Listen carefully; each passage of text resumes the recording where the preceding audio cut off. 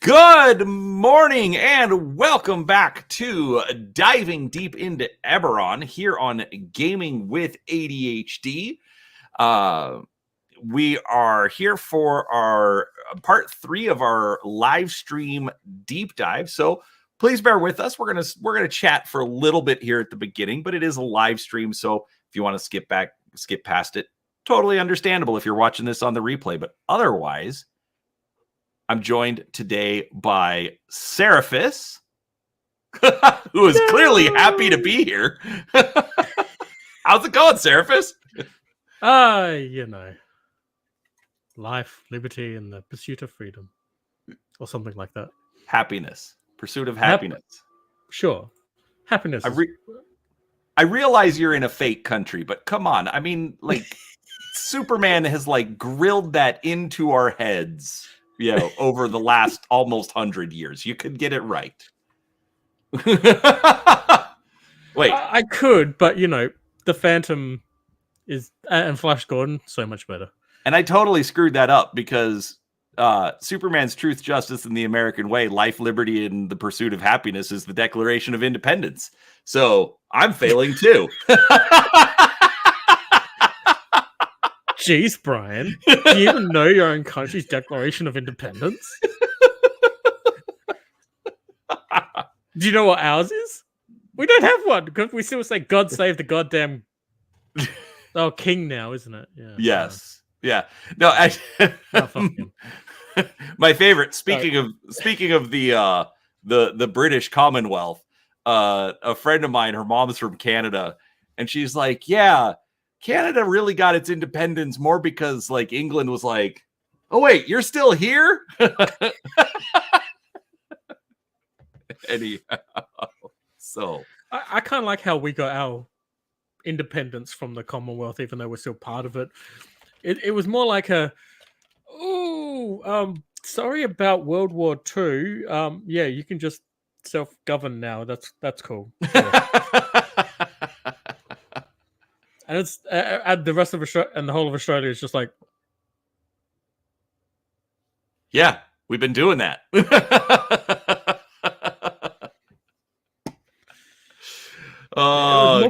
More because they used us as cannon fodder during World War II. Which, if you know anything about every other war since, you know that Australian troops are pretty hard ass. I was gonna say, what else are you supposed to do with the penal legions?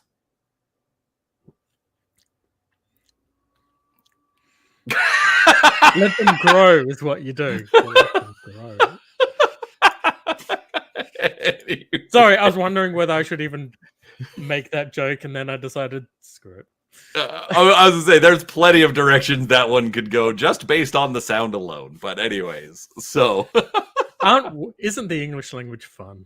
It is indeed. So, let's see. Was it last weekend that was your Eberron game, or did that get moved? It has been cancelled once again. So last weekend we didn't have it. This weekend it's been cancelled again. We're hoping for next week, and I swear to God, it has been like a month, and I'm getting antsy. Is someone jonesing for another hit of gaming? I need it, man. I need it.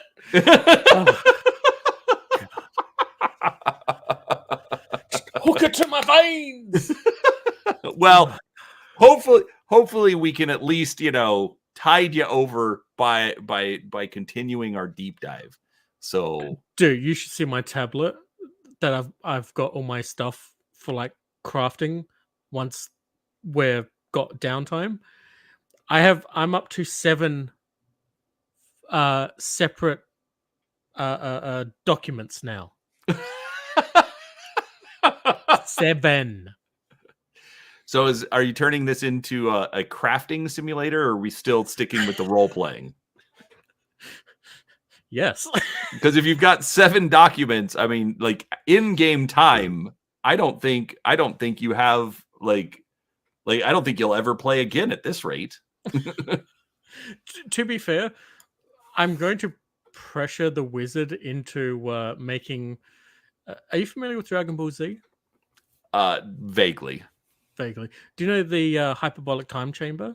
No. No. Okay. Do you know Doctor Who? Yes.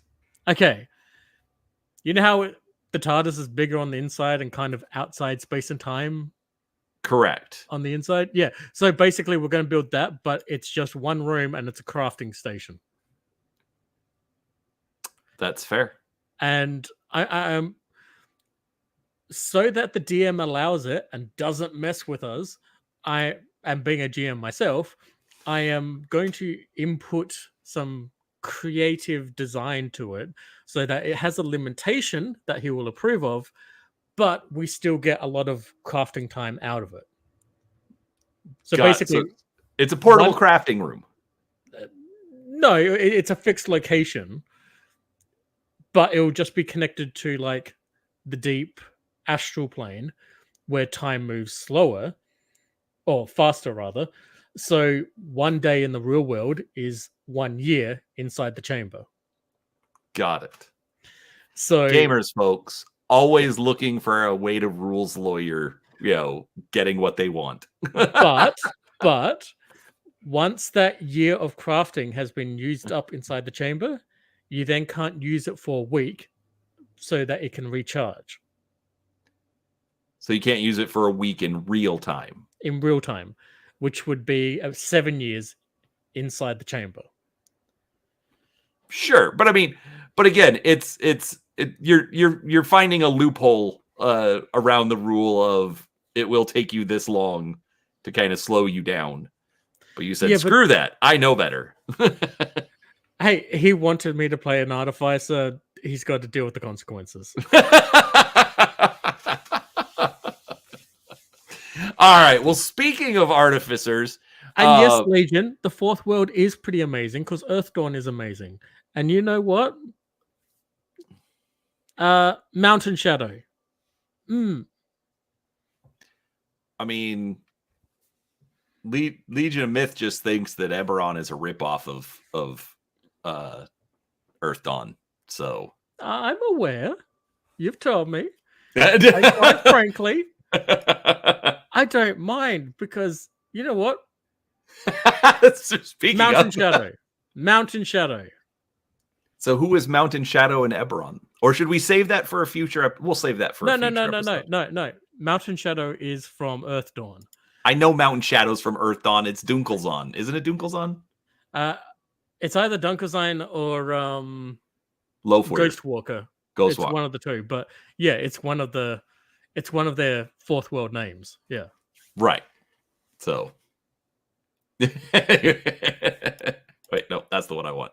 Your face is a ripoff of Earthdawn. Anyways, I always appreciate a good your face joke. All right. Well, you know what? Let's go ahead and get this party started. We have delayed long enough, but all right. So today, folks, we are going to be looking at chapters 2 and 3 of the Dungeons and Dragons 3.5 Eberron campaign setting. It is going to talk about classes and class features, so skills, feats, things like that. We are going to talk about dragon marks, but we are planning on doing a side quest episode at some point where we focus a little bit more on the dragon marks and the dragon mark houses. But we'll figure out how we want to do that. That's going to be down the road. So without any further ado, let me change my camera, because when I add this in, it's going to change things up in Eberron. Dragon marks you. All right. So, Chapter 3, Classes. The standard D&D classes are all found in Eberron. You can select from any of the 11 classes found in the player's handbook. Barbarian, Bard, Cleric, Druid, Fighter, Monk, Paladin, Ranger, Rogue, Sorcerer, and Wizard.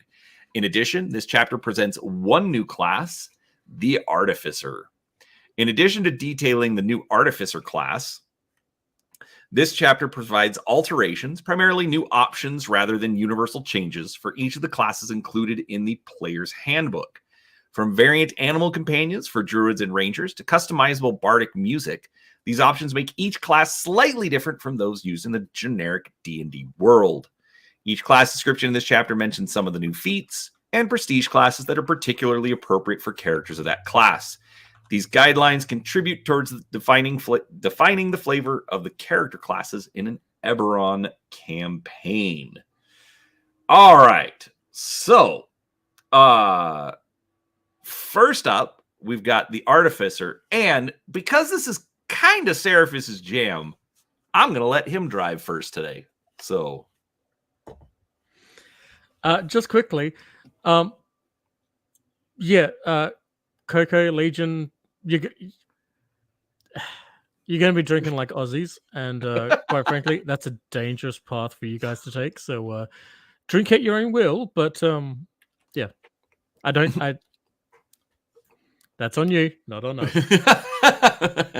Gaming with ADHD does not accept responsibility for your alcohol poisoning. Alrighty, let's hit that Artificer. In Eberron, magic is almost technology. Spellcasters specialize in certain forms of that technology, while artificers tinker with its fundamental workings. Artificers understand magic on a different level from spellcasters, and do not cast spells as wizards and clerics do. They have an amazing facility with magic items and constructs. That doesn't sound right. Facility. Faculty? No, that wouldn't be right either. No, that's it's not a common usage of the word facility, but it is not an incorrect usage of the word facility. I feel like there's a better word that could have been used there, though. Look, you've already been complaining about the writing in the book. Just roll with it.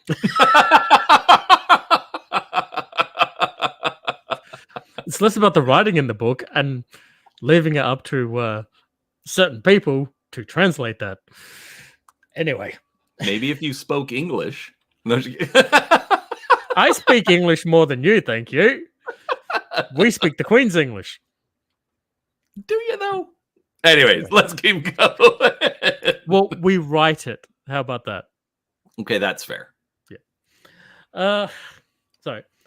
They have an amazing facility with magic items and constructs, and in many ways, they keep the magical world of Eberron running. Adventures. Artificers adventure for a variety of reasons. They seek deposits of rare minerals and dragon shards to use in their creations. They search for hidden arcane secrets related to making magic items or constructs. They face danger to acquire money to buy or make magic items. Like any other adventurers, they might also be motivated by a desire to fight evil or gain power, or by any of a host of similar reasons. Characteristics. Artificers are perhaps the ultimate magical dabblers. They can use just about any spell from a wand or scroll, empower ordinary items with temporary magical power, repair damaged constructs, including Warforged, alter the function of existing magic items, and craft magic items, constructs, and dragon shard items. They have a limited list of their own spell-like infusions that they can apply to objects, and they can also work with any of the spells on other classes' spell lists. Their magic is neither arcane nor divine, and they are not bound by that classification. Their trade is magic in its most abstract, they might say purest, form. All right. And just quickly, that Artificer man, that's Thundred. Get used to it. You're going to be seeing a lot of him. He's a dwarf, right? Yes, he is a dwarf. So would you say he is almost a wizard? Because he's an artificer? I mean, I'm picking on Max because Max hates dwarven wizards. That's why. So I don't know Max as well as you now, do I? That's fair. All right. So real quick, folks, there is this little text box here about character portraits. Basically, what that is it is going to be descriptions of sort of like an iconic representation of a particular class race combo. We're not going to be reading all of those, but we will focus on the artificer. Gosh, you got me saying artificer. Stop it.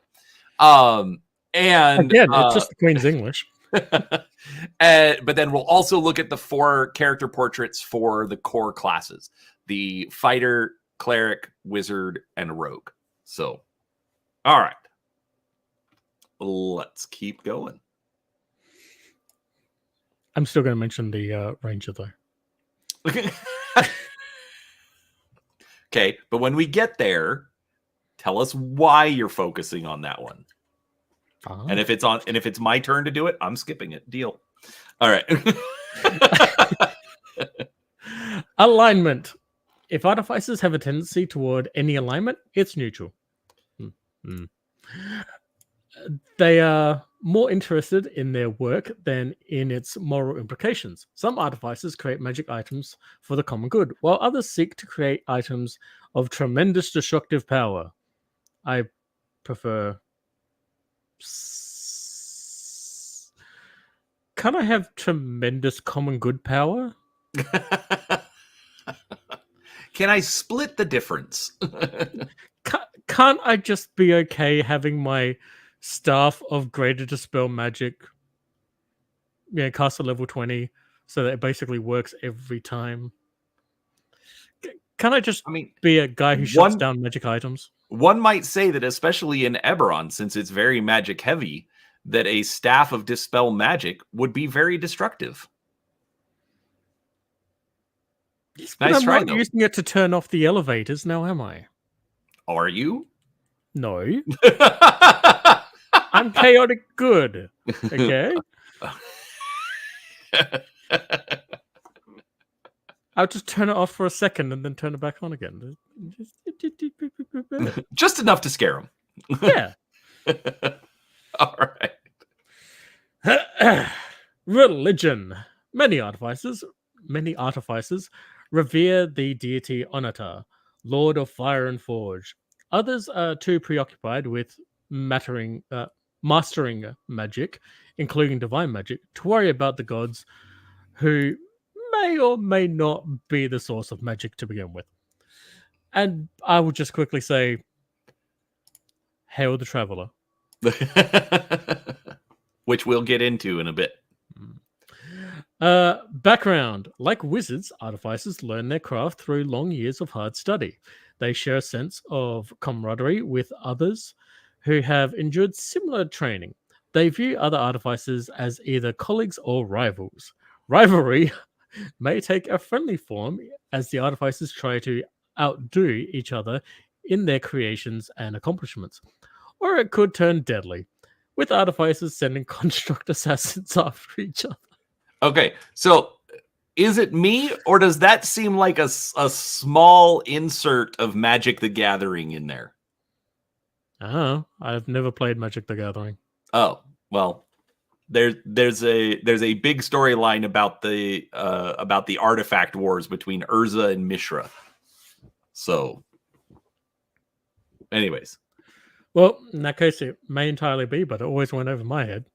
Fair enough. I just caught it just now. Races. Yeah, let's get into some good old races, shall we? Yes. Humans excel as artificers, having no natural attachment to the aesthetics of magic as elves do, and no knack for a particular expression of magic as gnomes have. Their analytical minds have them well suited to the artificer's task of reducing magic to its component pieces and reassembling it in a new form. Despite their charisma penalty, Warforged also make fine artificers, having a particular affinity for the creation of other constructs. Dwarves and gnomes, with their skill in the crafting of mundane items, show equal skill in the magical craft of the artificer. Halflings, elves, half-orcs, Kalashtar, shifters, and changelings do not have strong traditions in the class and often choose different magical pathways. There's a comment for you. Oh, thank you, Legion. Yeah, out of all the people who were my friends too growing up, I somehow missed that memo as well. So I have never.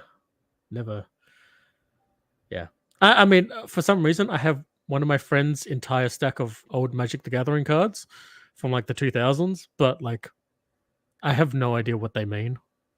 So Well, they mean nothing to me, so I'm just holding on to them for him. So just toss them out like it's a storage unit.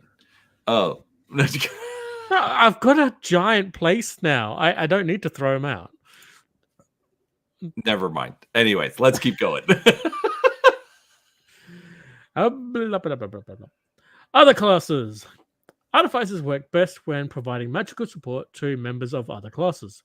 Though they are quite versatile, their talents lie in enhancing the items, weapons, armor, wands, and other gear used by all the members of an adventuring party. They think of every party member as components of a machine, encouraging better teamwork within a group of sometimes providing strategy and tactics afforded by their unique mindset. And roll. In a typical adventuring party, artificers have a range of roles revolving around magic items. They bring an unparalleled flexibility to both using and creating such items. In a party that doesn't include a druid, for example, an artificer can use or scribe a scroll of barkskin or wield a staff of the woodlands. Though they can fight reasonably well, few artificers are inclined to engage in front rank melee combat. Although you bloody can, because yeah. All right. So real quick, I want to pause here for a second. So, because this is one thing that I've always struggled with this particular class, and I think you as a player can provide some good insight. I realize this says, okay, their role revolves around the magic items, you know, which, you know, then they can, you know, they can have wands, they can use scrolls, they can do all of that stuff. Mhm. But what is it that makes an artificer a better option over a wizard or a sorcerer that is theoretically going to have a deeper breadth of spells, I think, that are available to them? You know, that is the artisan bonus. So, like a rogue, an artificer uses their use magic device to activate a magic item. Right? okay. Now, because that is the primary way in which an artificer activates all their magical items. Now, despite what it's about to get into in this next section on game rule information, charisma is not the artificer's primary attribute, it's intelligence. Charisma, however, should be equally as important, but it is not their primary attribute. This was a fuck up. It's corrected in the errata. However, I needed to point that out now because it was they clearly did it this way, and then someone pointed out that aces would make really good artificers, but you basically just lock them out of it because in the Aza player race description, it says that they don't gel well with any class that is charisma based or charisma focused. Okay. But Azas are natural crafters.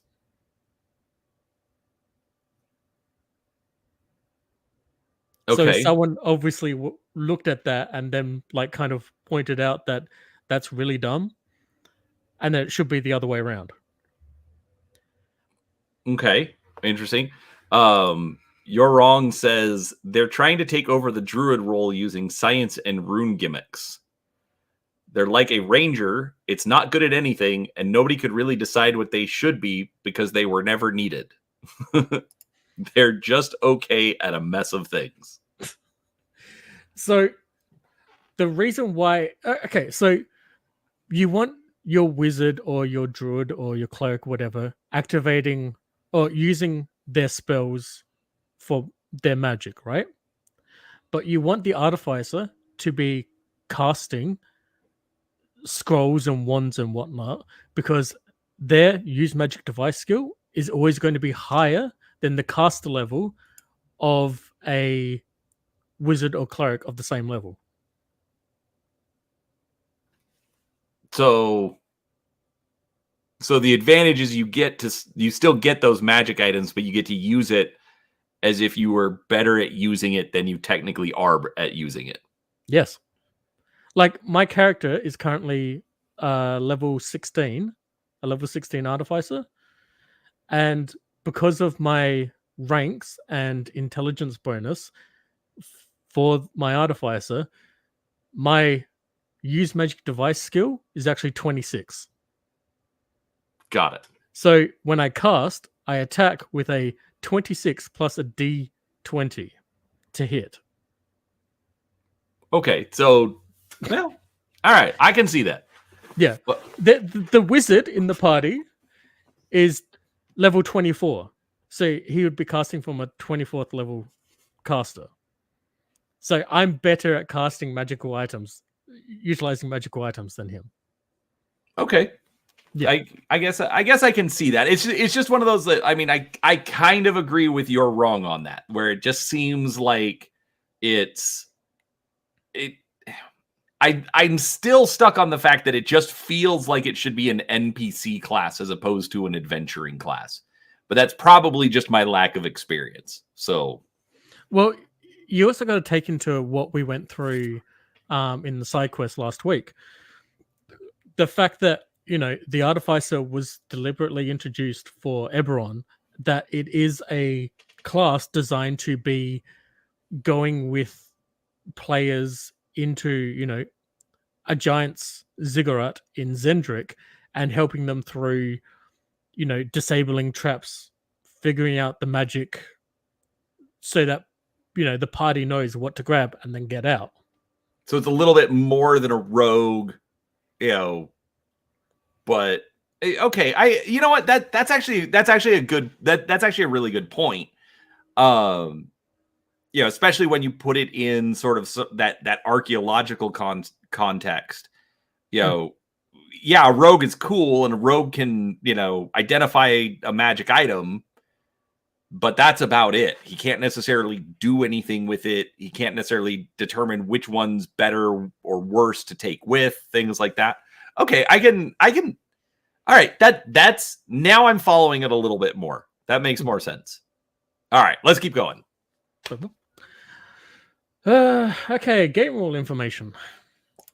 Artificers have the following game statistics. Abilities. Charisma is the most important ability for an artificer because several of his infusions rely on his ability to use magic device checks. Basically all of them. Intelligence is also important because it determines the effectiveness of his infusions, but it also plays a lesser role than for most spellcasters. This is bullshit. Artificers are about crafting. That's intelligence. Artificers about arcane, about knowledge skills. That's intelligence. Artificers need to use spellcrafting, the spellcrafting skill check, to be able to craft magic items. Bullshit. Bullshit, bullshit, bullshit. It's a family show, Seraphis. On a little bit. Look, okay, fine. It's wrong. It's wrong. It's wrong. It's wrong. It's wrong. You am bang hammer, make shiny stabby. Yes. All right. Anyway, okay, alignment. Any hit die D6. It's maybe slightly a little bit below average, but it's not as bad as a wizard or sorcerer or anything. So, okay. Class skills. The artificer's class skills and the key ability for each skill are appraise, intelligence, concentration, constitution, craft. Just read off the skill. Okay. You can skip the stat. So appraise, constitution, craft, disable device, knowledge arcana, knowledge architecture and engineering, knowledge the planes, open lock, profession, search, spellcraft, and use magic device. Okay. Do you want the skill points as well? Now we can skip those. Okay. Class features, and now we get into a lot of words, and I'm going to edit as a few times. Edit as you feel appropriate. Yes. Class features. All of the following are class features of the artificer. Weapon and armor proficiency. Artificers are proficient with all simple weapons, with light and medium armor, and with shields, except tower shields. That's actually a good point. Normally, your wizards and your spellcasters, it's usually light armor at best, so they get light and medium armor, shields. So hey! If you're a dwarf, you're also naturally proficient with heavy armor too. But does it Well, we'll probably get into it as we're just about to get into the infusion section. I was going to say, does heavy armor interfere with infusions? No. There you go. All right. There's no arcane spell failure for infusions.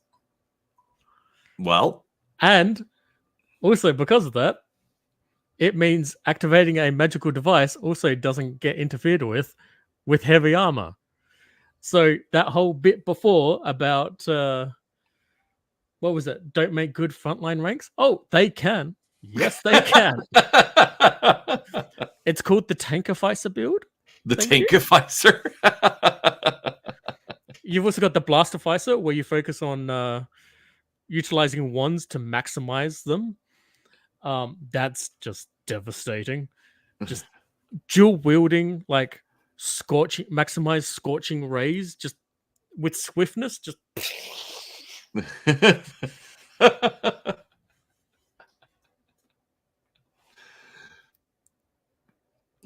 All right, let's move on. That almost sounded 5e-ish, and I'm not happy about it. Infusions.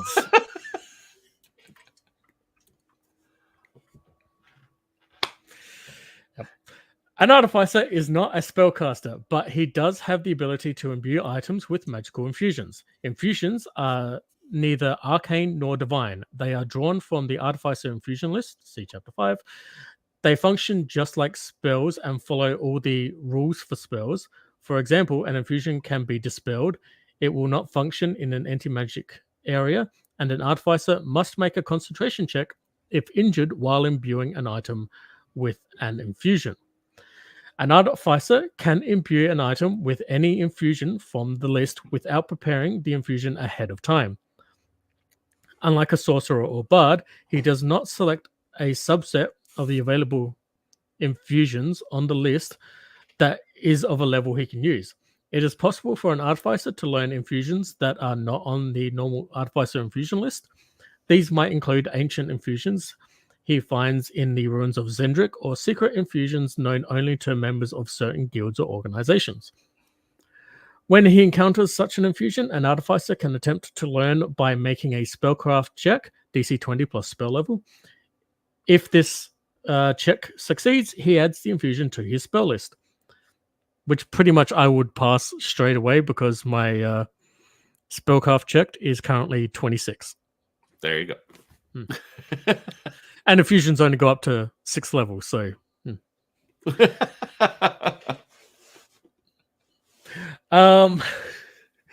If the check succeeds. If not, he can try again when he gains another rank in spellcraft, assuming he still has access to the new infusion. To imbue an item with an infusion, an artificer must have an intelligence score equal to at least 10 plus the infusion level, which means 16. Okay. Infusions never allow saving throws. Like spellcasters, by the way, apparently infusions never allow saving throws. There is an errata to that. However, it's a little bit weird. I don't know how they messed that up, so that's something to talk about at a later point. Okay. Like spellcasters, an artificer can use only a certain number of infusions of a particular level per day. His base daily infusion allotment is given on the accompanying table. In addition, he receives extra infusions per day if he has a sufficiently high intelligence score. And again, how is this a charisma-based class if he can get more infusions per day if he has a high intelligence score? Well, but like you were saying, I mean, charisma is usually based for like your use magical device type stuff. So obviously Yeah, and that's important for the class, but it clearly is not the governing factor around pretty much everything of the class.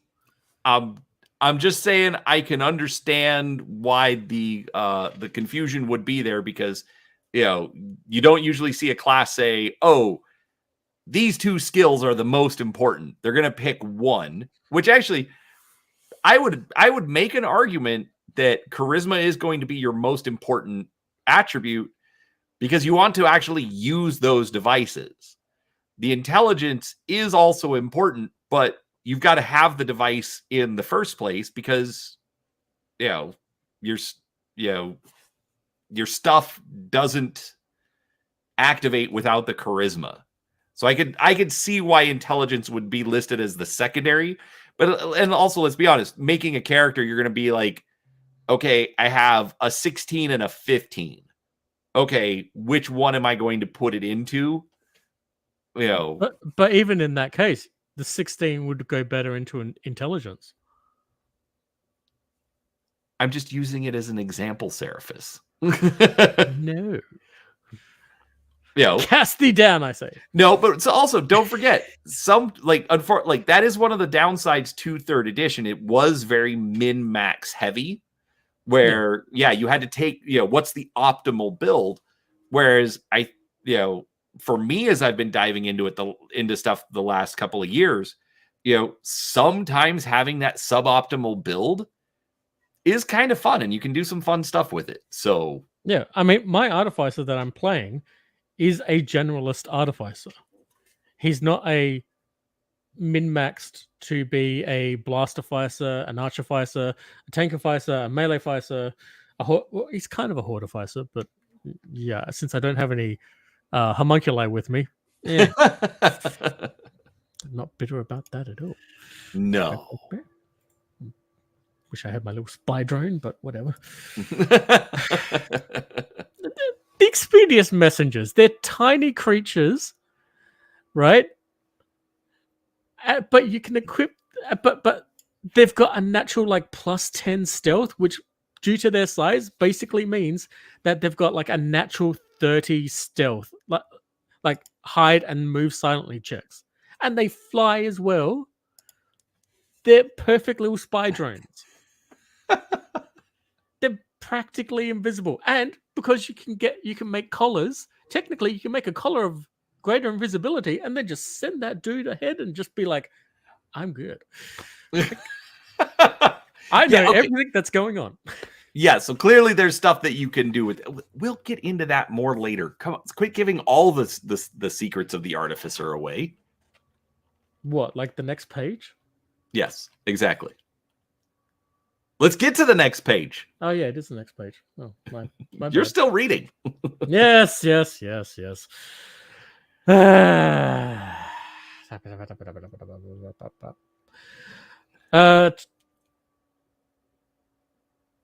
Okay, so yeah, I just did the saving throws. Like spellcasters, an artificer can use only a certain number of infusions of a particular level per day. His base daily infusion allotment is given on the accompanying table, but receives extra infusions per day based on his intelligence score. An artificer's infusions can only be imbued into an item or a construct. He cannot, for example, simply imbue an ally with bull strength. He must instead imbue that ability into an item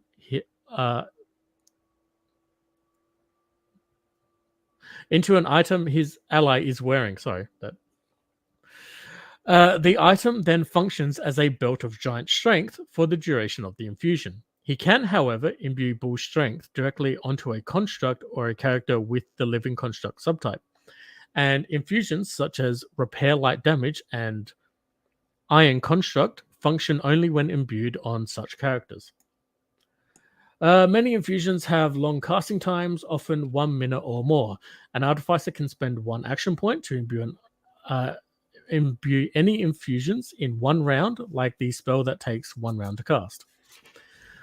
Like a spellcaster, an artificer can apply item creation feats and metamagic feats to his infusions.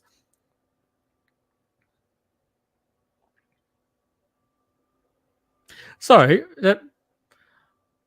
I'm trying to figure out how you apply item creation feats to an infusion. I don't know. I think you'll Yeah, have to research that later. yeah. And metamagic feats to his infusions. Like a sorcerer, an artificer can apply a metamagic feat to an infusion spontaneously, but doing this requires extra time. An artificer can craft alchemical items as though he were a spellcaster. An artificer cannot automatically use a spell trigger or spell completion item if the equivalent spell appears on his infusion list. For example, an artificer must still employ a UMD skill to use a Wand of Light, even though light appears on his infusion list. Each day, an artificer must focus his mind and his infusions. He needs 8 hours of rest, after which he spends 15 minutes concentrating. During this period, the artificer readies his mind to hold his daily allotment of infusions. Without such a period of time, to refresh himself, the character does not regain the infusion slots he used up the day before. Any infusions used within the last 8 hours count against the artificer's daily limit. So, real quick, how is this different from like a like the normal wizard like spell memorization? Because it seemed kind of interesting to me when I was reading through, where it's like if he gets his 8 hours of rest, then the infusion stuff is back. Yep. But if he doesn't, then he can keep the slots that are like that he hasn't used up the day before. Yeah. I mean, how is that different from is that different from a wizard? Am I overthinking this? It's not really different from any spellcaster. Oh, okay. Yeah. Then I will shut up. The main difference there is that an artificer gets infusions like a cleric, basically, or I guess more like a wizard, where basically you study and acquire all these new infusions to add to your infusions list, but can use them like a spontaneous caster, like a sorcerer. So all those acquired infusions at the beginning of the day, he can utilize. But there is a pattern to that. Okay. Like, basically, every single infusion is something that is utilitarian. Like, you can't infuse Fireball, for example. You can infuse, say, an item with like you can infuse armor with the Death Ward effect, an actual long-lasting Death Ward effect, so that it could last hours on someone and protect them for that whole duration. Or like they used in the example, like bull strength. Yeah, like bull strength. You could imbue it onto someone's belt, and therefore they've now got a belt of giant strength. Yeah. So infusions are usually like we'll call them passive effects as opposed to an active effect like a fireball or lightning bolt or something like that. Yeah.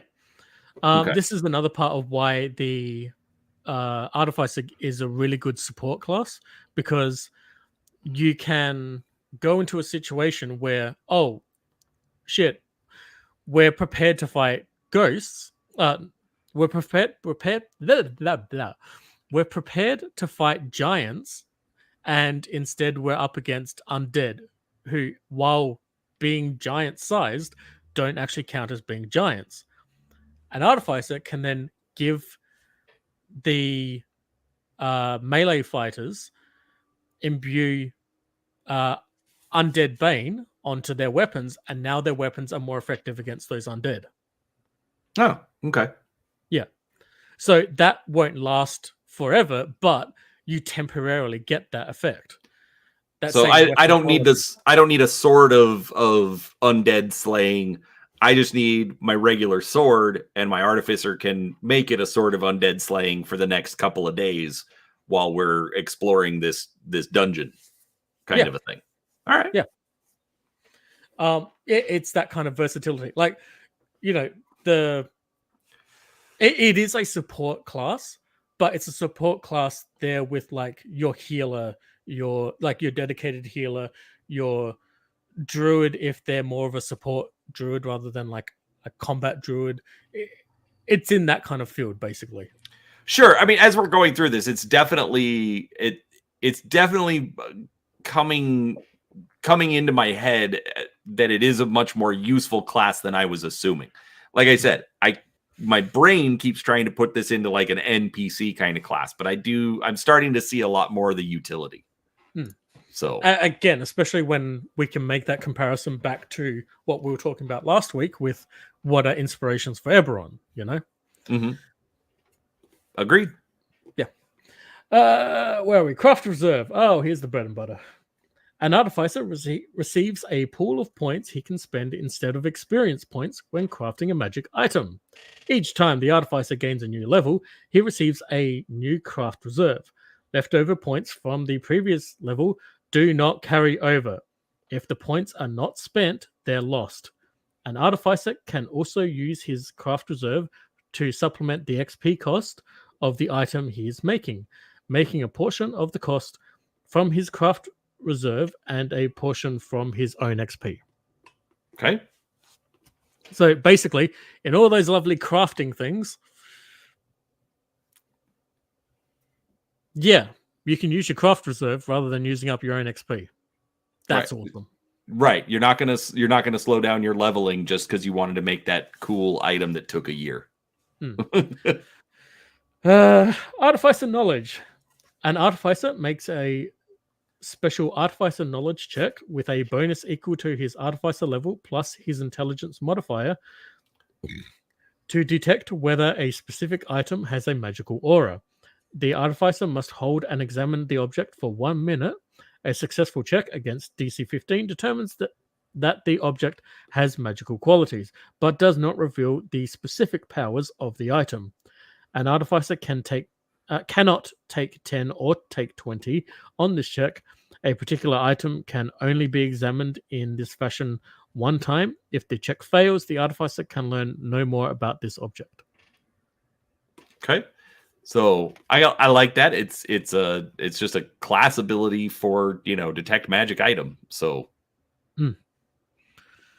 however, I prefer it. Yeah. Basically, yes. The Artificer's Monocle, that's freaking in another book, because of course it is, basically augments this by, after 1 minute, if you're successful, you gain the benefits of an Identify spell. Well, yeah. I mean, if there is an Identify spell, I mean, chances are an Artificer, bundled it into something. So that would make sense to me. Yeah. It's also on the infusion list too. So that's, Fair enough. Yeah. Artisan bonus. Here's the fun stuff. An artificer gains a +2 bonus on use magic device checks to activate an item of a kind of which he has the prerequisite item creation feat. For example, an artificer who has the craft wand feat gains a +2 bonus on checks to use a spell from a wand. Okay. Which, by the way, it stacks. So I'm just saying, wand mastery, attune magic weapon. It stacks.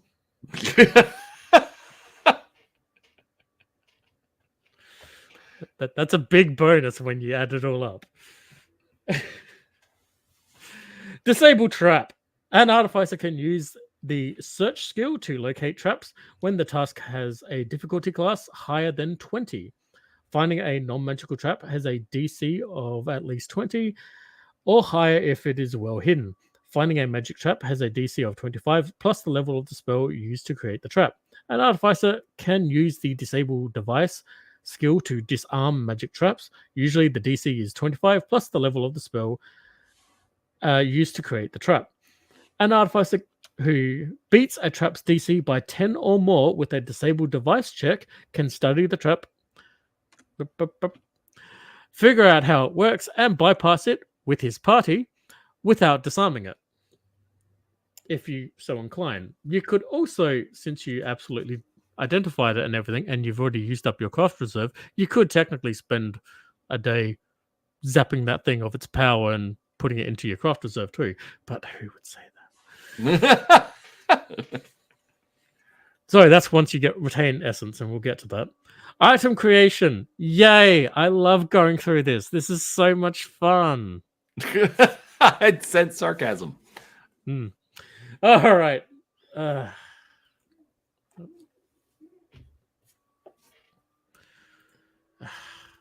damn. Be quiet. Sorry. For some reason, apparently right now, Discord is apparently being loud and binging. You could close the tab. I did. But usually it never bings or anything because who talks to me? That's all I'm saying. Item creation. An artificer can create a magic item even if he does not have access to the spells that are prerequisites for the item. The artificer must make a successful use magic device check, DC 20 plus caster level, to emulate each spell normally required to create the item. Thus, to make a first level wand of magic, wand of magic missile. Jeez. Okay, tongue tied's already hitting. An artificer would need a use magic device check result of 21 or higher. To create a bottle of air, caster level 7th, he would need a check result of 27 or higher to emulate water breathing prerequisite. The artificer must make a successful check for each prerequisite for each item he makes. If he fails a check, he can try again each day until the item is complete. If he comes to the end of the crafting time, he has still not successfully emulated one of the powers, he can make one final check, his last ditch effort, even if he has already made a check that day. If that check also fails, then the creation process fails and the time, money, and XP expended to craft the item are lost. For purposes of meeting item prerequisites, an artificer's effective caster level equals his artificer level plus 2. If the item duplicates a spell effect, however, it uses the artificer's actual level as its caster level. Costs are always determined using the item's minimum caster level or the artificer's actual level, if it is higher. Thus, a third level artificer can make a scroll of Fireball since the minimum caster level of Fireball is 5th. He pays the normal cost for making such a scroll with a caster level of 5th. 5 times 3 times 12.5 minus 187 gold pieces and 5 silver pieces plus 15 XP. I hate going through the item creation process. I've been doing it for a month now.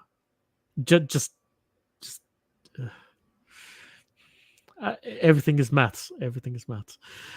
And it produces a weak fireball that deals only 3d6 points of damage. There. The whole point being is that even though you can make it, it creates it at the level that it is. Thus, it's a weaker effect. Okay. Simple.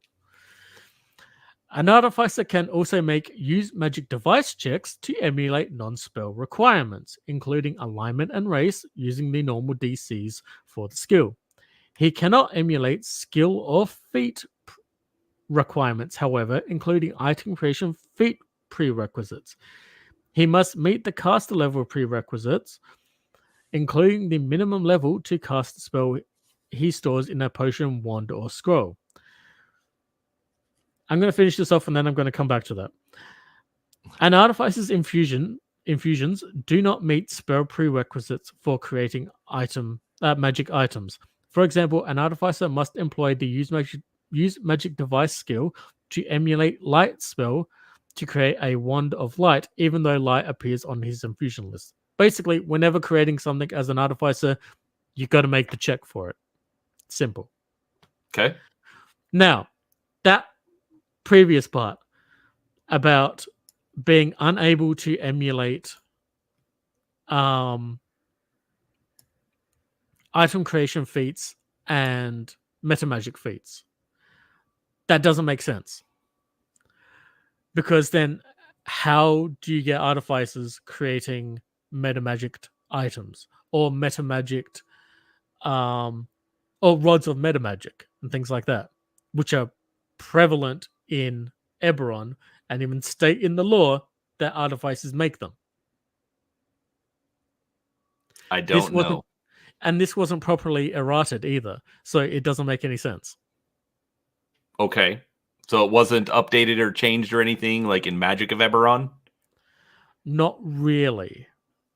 The closest that an explanation comes to it is that in a part we're going to read in the next column, artificers can utilize any metamagic item, any metamagic they know, which means you would have to know the metamagic first. Okay. Um, So wouldn't that be why you can't emulate the metamagic feat, because you can get the magic feat anyways? well, then it becomes, how did you get the metamagic feat to begin with? Because if a lot of the magic came from studying schema from Zendrick, how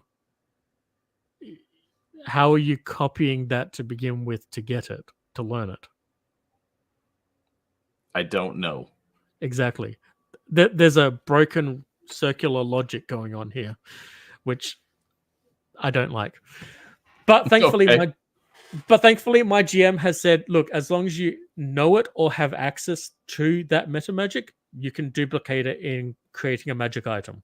So that's what we're doing in our game. Okay. So consult with your GM, folks. And Pretty much. House rule it. Because that's pretty much what you have to do. Yeah. Third edition, basically, it's just a whole bunch of house rules. And also, real quick, small interruption. Don't forget, folks, we are giving the miniature away again this episode. I did forget last time. I do apologize. So I put up a poll for which one we're going to give away. I just got to touch up the base, finish that off. But otherwise, once we decide, we'll give that away at the end of the show.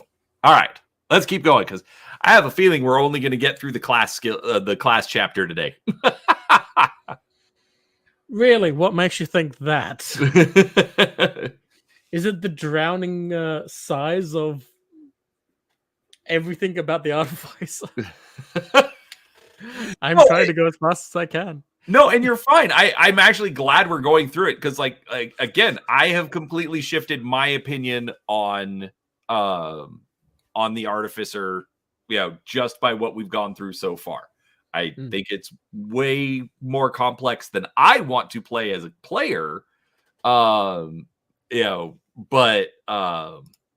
it's definitely a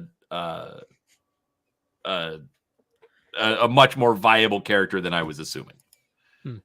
And Max distracted me. Bonus feat. An artificer gains every item creation feat as a bonus feat or at or near the level at which it becomes available to spellcasters.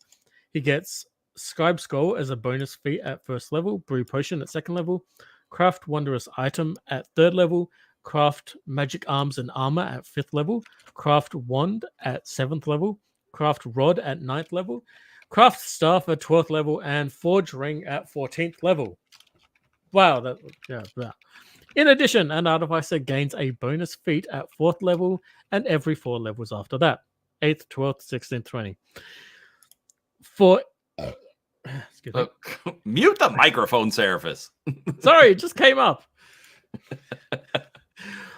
For each of these bonus feats, the artificer must choose a metamagic feat or a feat from the following list.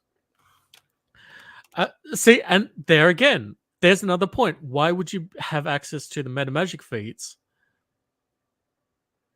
Clearly, then, it would go that using item creation or using infusions, and using infusions, as we've already discussed, give you access to being able to utilize them in meta magic, or it would imply item creation as well. So, but why does it say then that you can't?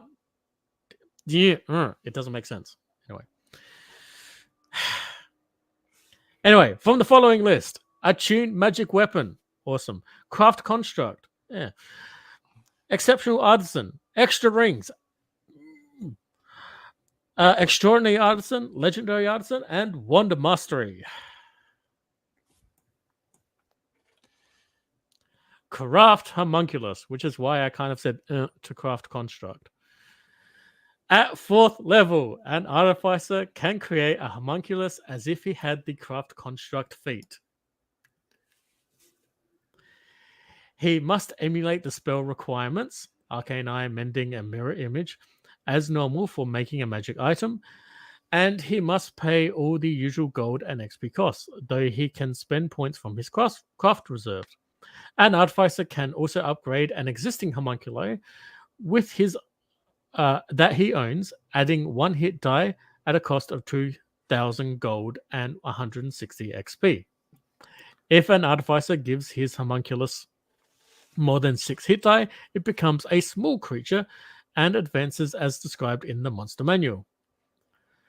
The homunculi also gains 10 extra hit points for being a small construct. An artificer's homunculus can have as many hit die as its master's hit dice -2. No matter how many hit die it has, a homunculus never grows larger than small. Not 100% true, but anyway. Oh, well, I mean, specifically for the homunculi, yes, that's true. But if we ever get to this section in the frickin' book, you will see there is a medium-sized homunculus. Fair enough. Doggos forever. Retain essence. God damn it. At 5th level, an artificer gains the ability to salvage the XP from a magic item and use those points to create another magic item. The artificer must spend a day with the item, and he must also have the appropriate item creation feat for the item he is salvaging. After 1 day, the item is destroyed, and the artificer adds the XP it took to create the item to his craft reserve. These points are lost if the artificer does not use them before gaining his next level. For example, an artificer can retain the essence of a Wand of Summon Monster 4 that has 20 charges, originally created, like all wands, with 50 charges. It required 840 XP when initially made, or 16.8 XP per charge. The artificer is able to recover the XP from the remaining charges. He pulls 336 XP into his craft reserve. There, that's the math. Yay.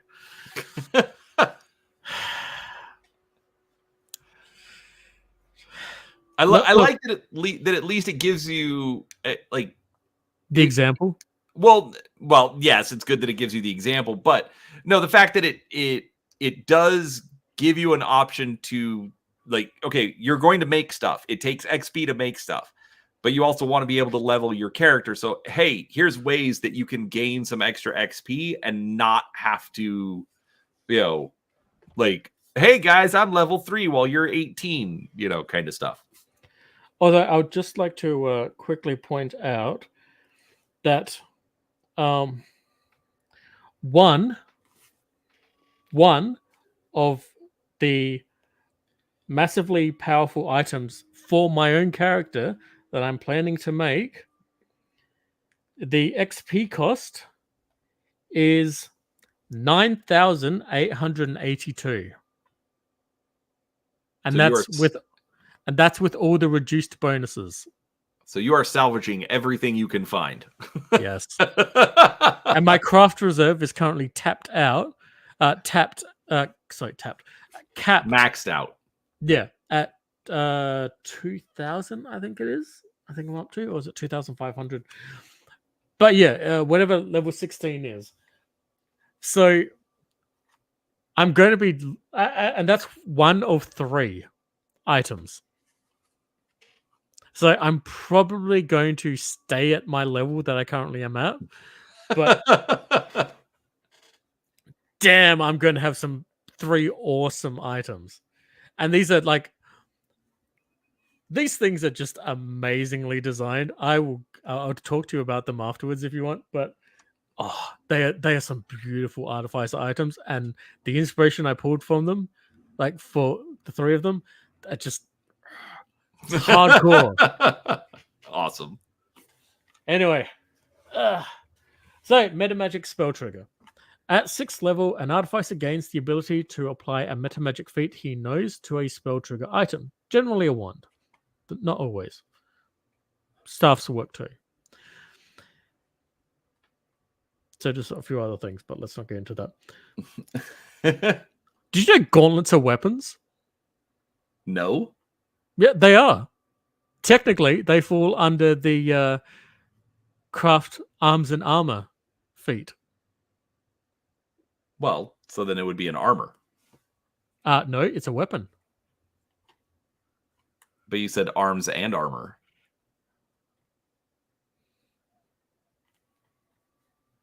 Isn't that what the feat's called, though?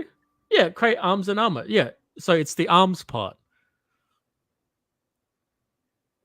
Because it's a weapon. Right, but you said gauntlets. Yes. Aren't those gloves? Yes, but in D&D, they're classified as a weapon. Now I'm getting confused. Yeah, I know, it's fun. But it also means that you can technically enchant them with basically being wands of fireball. I'm okay with that. Gauntlets of fireball. Yeah. Anyway, then you're like Iron Man. I am totally okay with this. All right.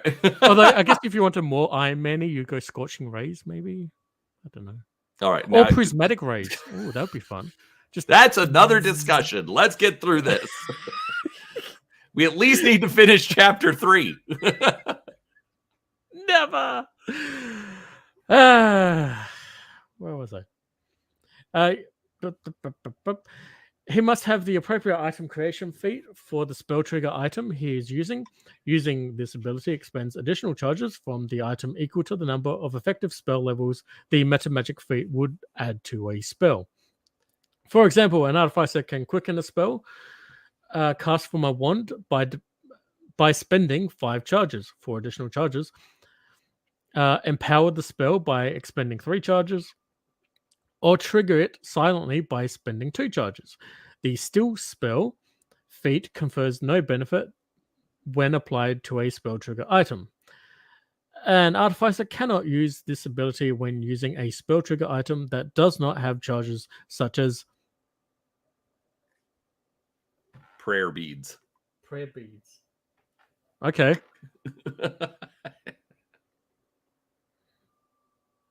I didn't know that was a spell.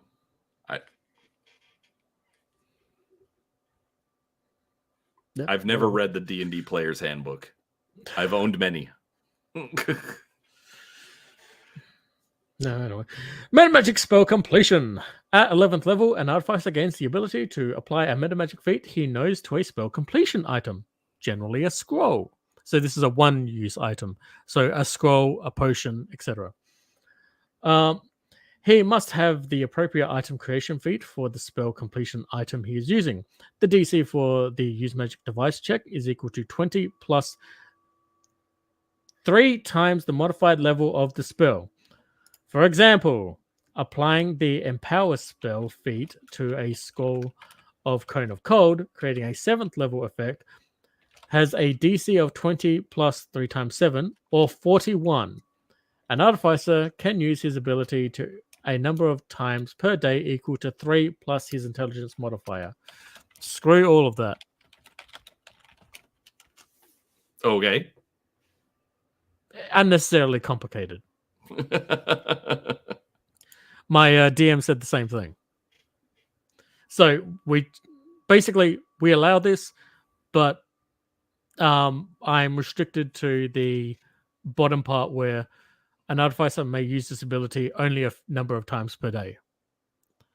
We Okay. don't worry about this other part because that's just stupid. We instead roll a failure chance check. That's all. Okay. Yeah. Skill mastery. Oh, this one's a fun one. At 13th level, an artificer can take 10 when making a spellcraft or use magic device check, even if stress and distractions would normally prevent him from doing so. This ability circumvents the normal rule that a character may not take 10 on a use magic device check. Artificer options. A number of additional options in the book make good choices for an artificer. Feats: Attune magic weapon, Bind elemental, Exceptional artisan, extra rings, Extraordinary artisan, Legendary artisan, and Wand mastery. And artificer starting gold and yada yada. Okay. And here is the gnomes artificer starting package, which I guess is their little throwback to the Forgotten Realms gnome artificer class.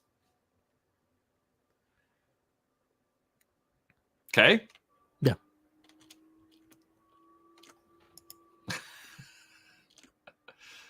All right. That's from second edition, so you know. So do you want to read Thondred? Thundred the Artificer. The stone portal ahead slid closed, cutting off the sliver of light that marked the only. Oh, I might have to actually. Sorry, actually got to increase my view. I couldn't. That's a little bit harder to see in the italics. Put your glasses on. Don't have any. That marked the only visible means of escape.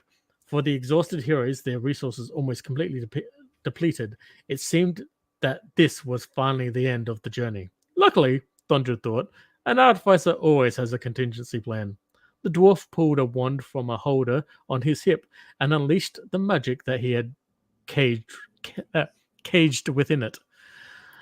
With the warforged named Azam at his side and a belt pouch full of magic items, Thondred explores ruins of Zendrick and braves the challenges of the continent of secrets. As a 6th level dwarf artificer, Thondred was born and raised in Sharn, where he worked for House Carnath during the last war. Using his skills and talents in the Warforged production enclave, he lost his job when the Treaty of Thronehold outlawed the creation of new Warforged. Once the shock cleared and Thondred came to terms with his dismissal from the house, he met up with a displaced Warforged seeking a life after the war. Thondred called him Azam, a word meaning something akin to soul that the dwarf discovered in an ancient Zendrick text. Later, the pair joined forces with an elf ranger and a shifter rogue, and now the four companions have become known as adventurers of renown throughout the southern coast. Thondred, an expert at disabling traps and ancient magical devices, purportedly defeated the Chamber of 1,000 Perils. This entry to an expensive network of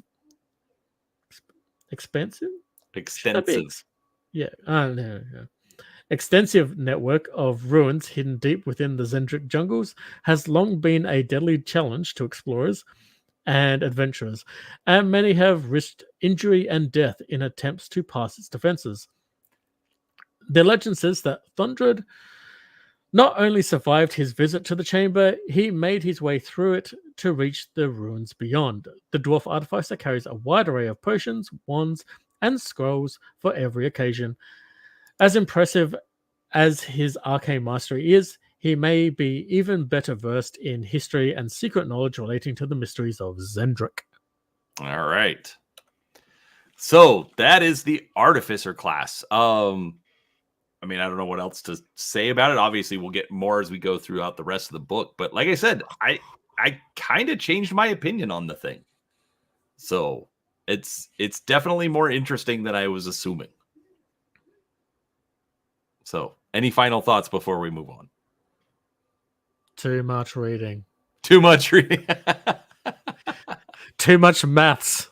Too much. Yeah, that is true. That is like compared to what we've been having to deal with, like for the races, and well, obviously this was the first of the classes.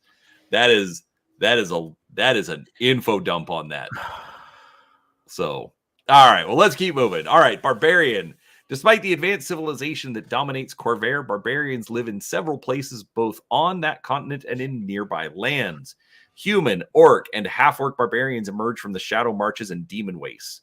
Halfling barbarians ride the Talenta plains. Human, half-elf, and shifter barbarians fill the Eldine reaches. Though isolated groups of elf, dwarf, and even gnome barbarians live there as well. Dargon harbors some bugbear barbarians, and Drome is home to barbarians of other monstrous species. Some of the wilder warforged that roam the Mournland take up the barbarian class as well. Beyond Corvair, tribes of human barbarians live on the northern shore of Arganessen and the nearby island of Seren, serving the dragons they revere. Finally, stories abound of children stranded in Zendrick and raised by wild beasts or savage humanoids, giving rise to another source for barbarian creatures. Characters. Sorry. Got distracted by chat. So, all right. Barbarian options. The new rules in this book include some interesting options for barbarians. Feats such as Dragon Rage, Dragon Totem, Extend Rage, and Raging Luck. And prestige classes of Warforged Juggernaut and Weir Touched Master, if you want to use those for the Warforged or Shifter. All right, let's see here. Rein in the ADHD. No, Malachi, I'm not gonna. All right, let's skip down to the Bard because we're going to remember, folks, we're just going to look at the character portraits for the core class types. So, Bards usually don't end up as wandering minstrels or street performers. Any expert with a perform skill can fill that role. Instead, some bards use their magical abilities to unearth ancient lore, while others use their interpersonal skills and bardic music to advance their careers as spies, ambassadors, diplomats, and chroniclers. As such, bards find employ as adventurers, as well as in governments and among the mercantile houses. Which, come on, that's a kind of a cool, different take for bards. Yeah, especially when you consider the dragon marks, and the fact that there is a dragon mark of spies, quote unquote. Yeah, so definitely makes it different. Yeah, an elf with the dragon mark of shadows, who's also playing who's a bard class. That's just a perfect spy right there. Yeah, I don't disagree. Zilago produces a large number of bards since the gnomes' love of knowledge makes them particularly well suited in this class. In other areas, bards appear most often in the large cities and towns throughout Breland, Karnath, Thrain, and particularly Ander. Bards with wilder ties are found in the Eldin Reaches, particularly among the Druid sect of the Green Singers. They were not as bad as some of their others. Bard options. Well, they're less Evil Deady. Let me put it that way. The Green Singers are at least kind of more inclined towards the Fae, whereas there's some other sects that are kind of more Evil Dead. Okay. They should not be allowed around trees. Let me put it that way. The bards of Eberron can customize their bardic music abilities by means of feats, and they have a couple of appropriate prestige options. Feats: Education, Extra Music, Haunting Melody, Music of Growth, Music of Making, Song of the Heart, and Soothe the Beast. Prestige classes: Extreme Explorer and Master Inquisitive. Do you want me to do Music of Creation? Yes. What was that? Yes. No, before that. Mute the mic. Oh. Again, it just keeps happening. I'm doing it on purpose. I'm getting bubbly. Music of Creation. Bards have a unique way of tapping into the music that pervades Eberron through music.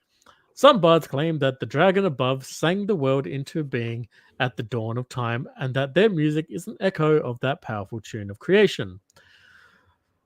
Some Quattle would say that that's stupid and insane. Reflecting this connection to the forces of creation, bards have access to a number of feats that extend the power of their bardic music. A bard can take these feats anytime she would normally gain a feat and can choose one of them as a bonus feat instead of gaining a new form of bardic music at 3rd, 6th, 9th, 12th, 15th, and 18th. These bard feats are Haunting Melody, Music of Growth, Music of Making, Song of the Heart, and Soothe the Beast. All right. Interesting option. All right. We'll skip over the portrait. All right. Clerics are the knights of the churches of Corvair, trained in warfare and blessed with divine power. They fight for the causes of their religion, serving at the command of a higher authority. Most temples are staffed by acolytes who can wield divine magic but do not have the fighting prowess of clerics. Clerics are the champions and defenders of the faith. Other clerics across Eberron serve no church and claim no allegiance to any deity. They recognize the power of the deities, but not their authority over mortal life. They hold principles of alignment or other abstract ideals higher than the deities who claim these ideals in their portfolios. And they draw divine power from the pervasive spiritual force in the world instead of channeling it through deities. These clerics are usually outcasts and loners, but the reality of their power is impossible to deny, and it lends credence to their unorthodox theology.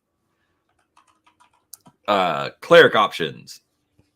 The most important new options for clerics in an Eberron campaign are the selection of churches and deities, with an array of new domains. Feats: attuned magic weapon, ecclesiarch, exceptional artisan, extra rings, extraordinary artisan, legendary artisan, spontaneous casting, and prestige class, exorcist of the silver flame. So that'll be interesting when we get to that chapter. It also helps when all your gods aren't real. What do you?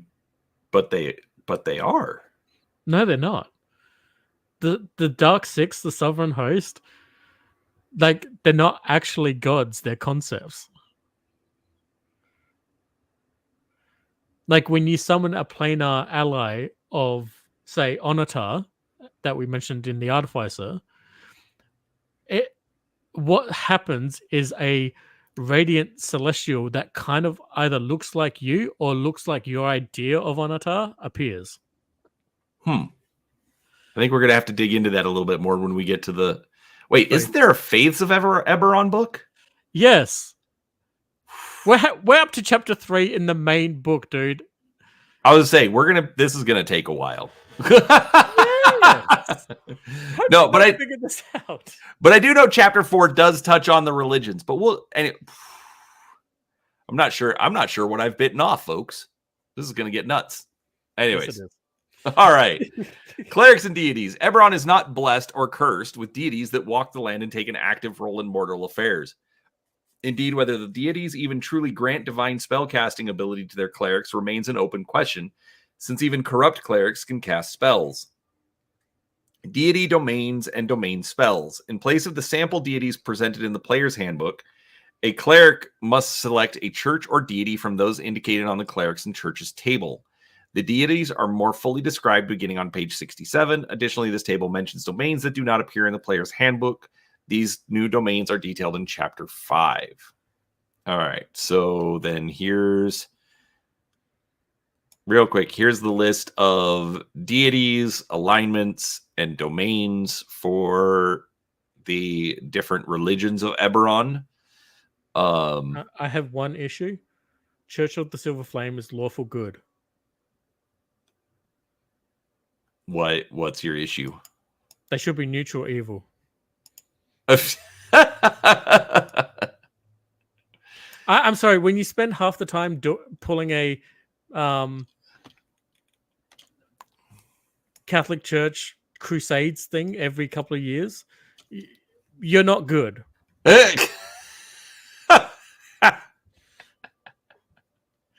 They wiped out lycanthropes because they thought there were too many lycanthropes. I mean, they weren't attacking anybody. The church just decided that there were too many. Right, but aren't lycanthropes naturally evil? No, not Eberron. All right, we'll have to get into that later. All Well, why don't right. we ask all their children, the shifters? I don't know. Those shifters are kind of shifty. Wah, wah. Couldn't resist that one. All right. You may also decide that your cleric has no deity, but instead channels divine power from the spiritual remnants of the dragon above. Select 2 domains that reflect the cleric's spiritual inclination and abilities. The restriction on alignment domain still applies. All right. Following a pantheon, clerics may choose to devote themselves to the entire pantheon of the sovereign host or the Dark Six, rather than choosing a single patron deity from the group. These clerics may choose their 2 domains from among all the domains offered by all the deities of the pantheon.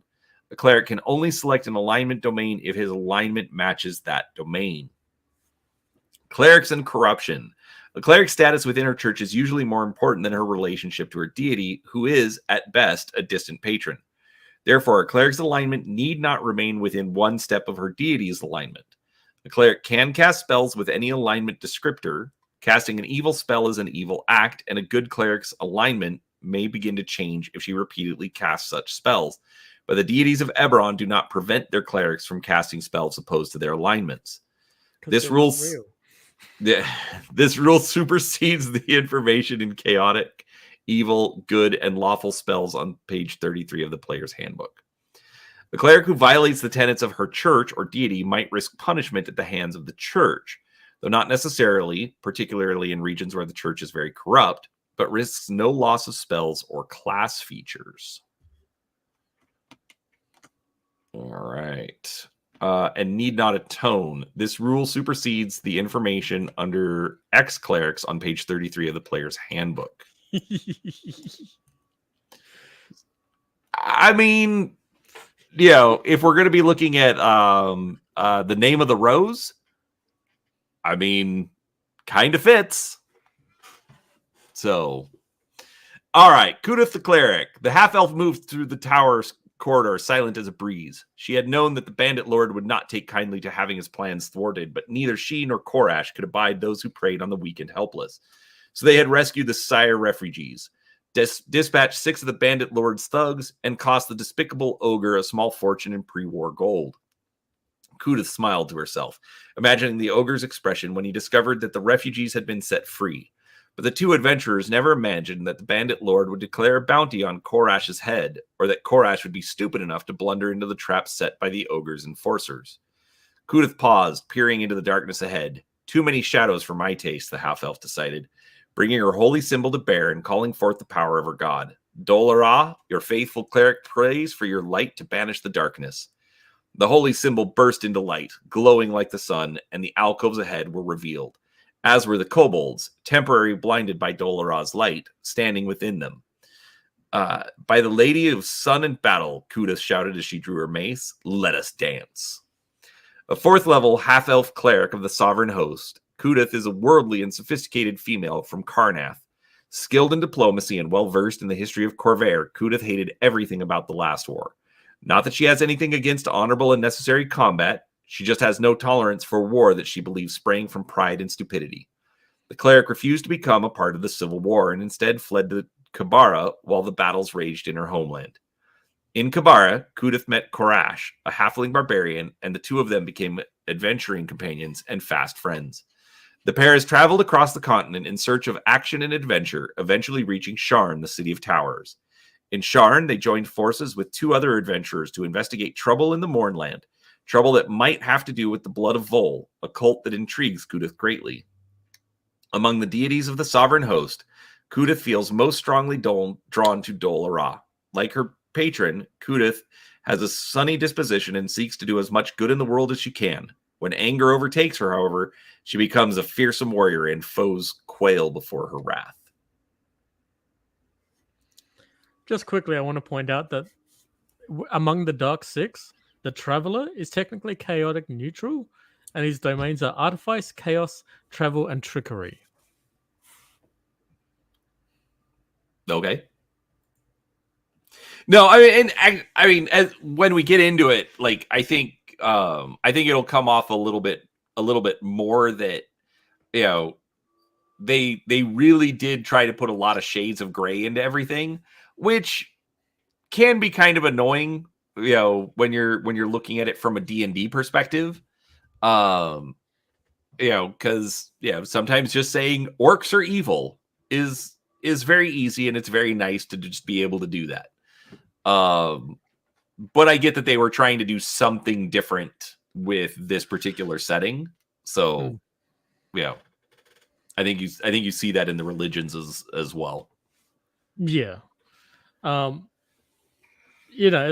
Especially when you've got the Sovereign Host and the Dark Six, and then these other cults like the Blood of Vol, the cults of the Dragon Below, the Undying Court that we touched on when we were talking about the other nations. It's all. It's one of those. If you grew up in that society, that seems perfectly normal and lawful and all the rest of that, like good and everything.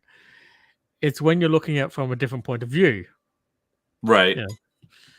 Was it from my point of view, the Jedi are evil. I guess you could say it's that kind of perspective. Evil is just a social construct. Lycanthropes are just as diverse as any human-animal hybrid. See, Legion's on my side. I'm not sure he is. I think there's a lot of sarcasm in there. I think it's because I can talk Earthdawn with him as well. That's probably true. I can't talk Earthdawn with anyone. So okay, Druids. The history of the Druids in Eberron stretches back 16,000 years to a time when orcs and goblinoids ruled the continent of Corvair. At that time, a black dragon named Varak. Really? Oh. A great student of astrology, cosmology, and the draconic prophecies, foretold a planar invasion of tremendous magnitude. Knowing that the humanoids would have to repel this invasion on their own, she taught the first orc druids about the bond among the three dragons of legend, how to tap into their power, and how they might seal the gate between the planes the next time one opened. The invasion of Varak foretold occurred 7,000 years later when mind flayers and their Dalkir overlords from the plane of Zariat stepped through planar gateways and launched an overwhelming attack on the Hobgoblin Empire of Dakan. Because they had kept Varak's teachings alive, the Orc Druids were able to seal the planar gateways, striking the decisive blow in the war against the invaders. Not all Druids in Corvair are aware of the ancient and illustrious history, and few actually recall the central cosmological teachings that embedded the Druids of old to act as gatekeepers. Policing the boundaries between the planes. These few, however, still pass on Varak's teachings, trusting that future generations faced with a similar threat from beyond Eberron as prepared to deal with it as their spiritual ancestors did in millennia past. Most Druids come from the Eldeen Reaches, where their animalistic religion is the dominant faith. Others are found anywhere that nature's spirit is strong, from the craggy mountains that house the Maror Holds to the fetid swamps of the Shadow Marches. Some Druids from the Eldeen Reaches espouse radical philosophies that oppose the use of unnatural magic and condemn the building of settlements. Most Druids are more moderate in their beliefs about the proper balance of nature, magic, and civilization. Yeah, you can guess which one of those lot the Evil Deady ones are. Druid options! New options for Druid characters in Eberron campaign in an Eberron campaign reflect the practice of adopting magical beasts as totems. The beast totem, beast shape, and totem companion feats. Item creation feats useful to any spellcaster, and the training of the various druid sects of the Eldering Reaches. The Ashbound, Children of Winter, Gatekeeper Initiate, Greensinger Initiate, and Warden Initiate feats. Feats!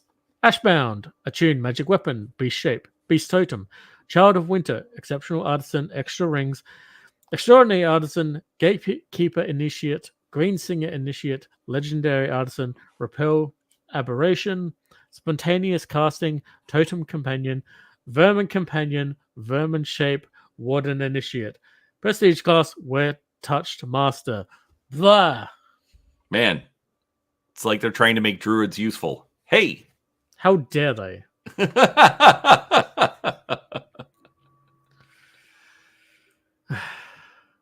Like, seriously, especially when you add on some of those, like, you get into, like, the lore specifically for druids in Eberron.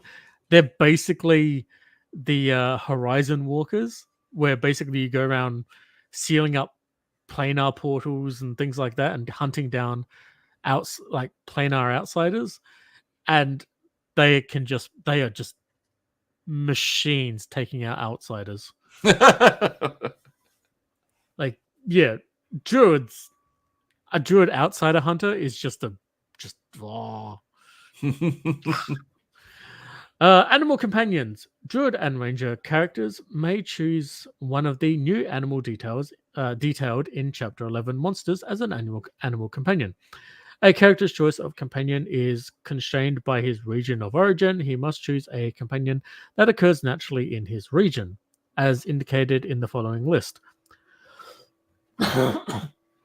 Aquatic is defined as a region for this purpose. Animals mentioned in that portion of the list are available only to a character who lives in an aquatic environment. Many animal companions do not become available until a druid's level, or effective druid level in the case of a ranger, is 4th level or higher when determining the special powers of such companion. Use the level adjustment given in alternate animal companions on page 36 of the player's handbook. -3 for companions, blah, blah, blah, blah, blah, blah, blah, blah, blah, blah, blah. Yeah. A druid or ranger may never acquire a magebird animal as a companion. Obviously, it's an unnatural creature. Most druids and rangers are ambivalent towards such creatures, while some consider magebird animals to be corruptions of nature. Haha. Okay. Let's skip all that.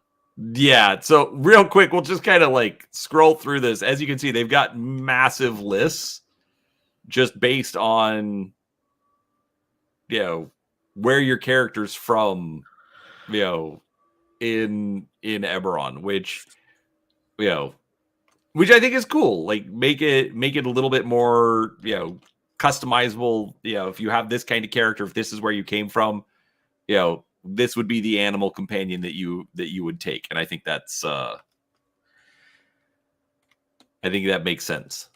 Although there's one thing on here that isn't on one creature that's on here that isn't on here that is added in another book, and it's for Zendrick, and it's the giant scorpion. Oh, it is awesome, and it's for Drow characters. So the Drow rangers and druids of Zendrick get to add the giant scorpion to their. That's it. I'm making freaking, Eberron Dritz riding a scorpion. We're going to make it happen. Anyway. Not Dritz. You got to go the whole planar outsider killer. Come on. I said Dritz because it's the only it's the only Drow name I knew. That's because it's the only Drow everyone knows.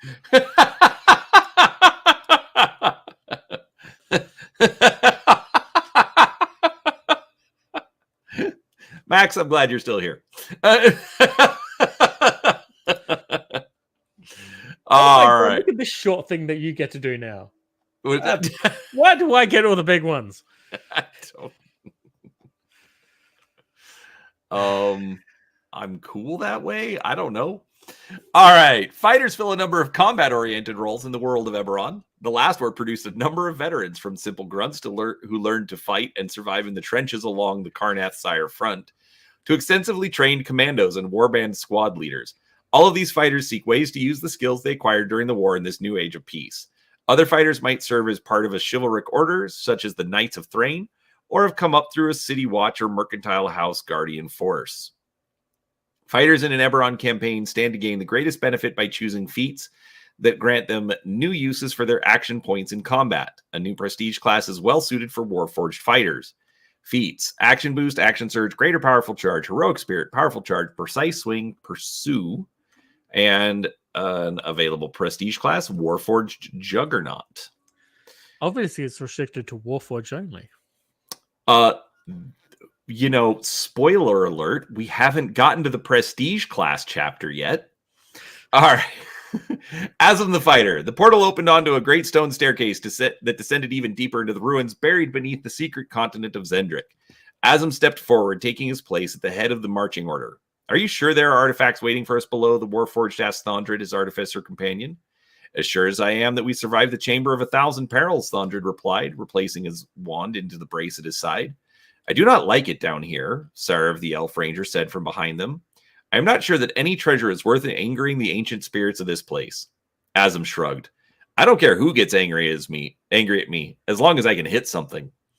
Before Seraph or Thondrid could resume their usual argument, Asm pounded down the stairs, his powerful limbs of obsidian and steel striking each step like a hammer hitting an anvil.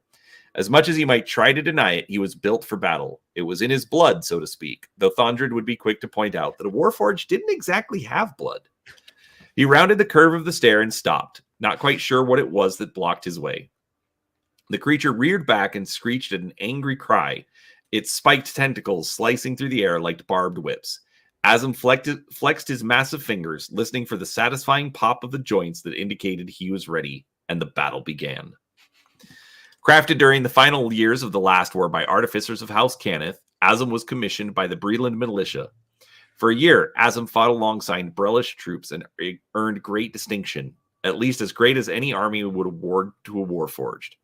After the war, the Warforged went to Sharn in search of his creator, the dwarf artificer Thondrid. Thondrid gave Asm his name, and the two put their skills to use as adventurers in the cities of towers. They eventually teamed up with another pair of adventurers and formed an adventuring company.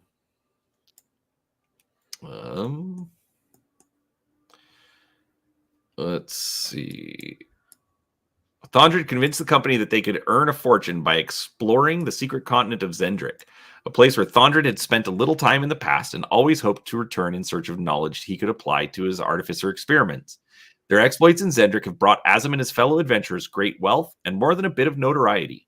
Asm, now a 6th level fighter, has learned that he can embed magic items in his body. He also has discovered ancient items in Zendrick that seem designed to attach to his immense frame, a discovery that suggests that something like the modern Warforged existed in Zendrick in the ancient past. Learning more about these ancient constructs has become an obsession for the mighty Warforged fighter. Yeah, no kidding.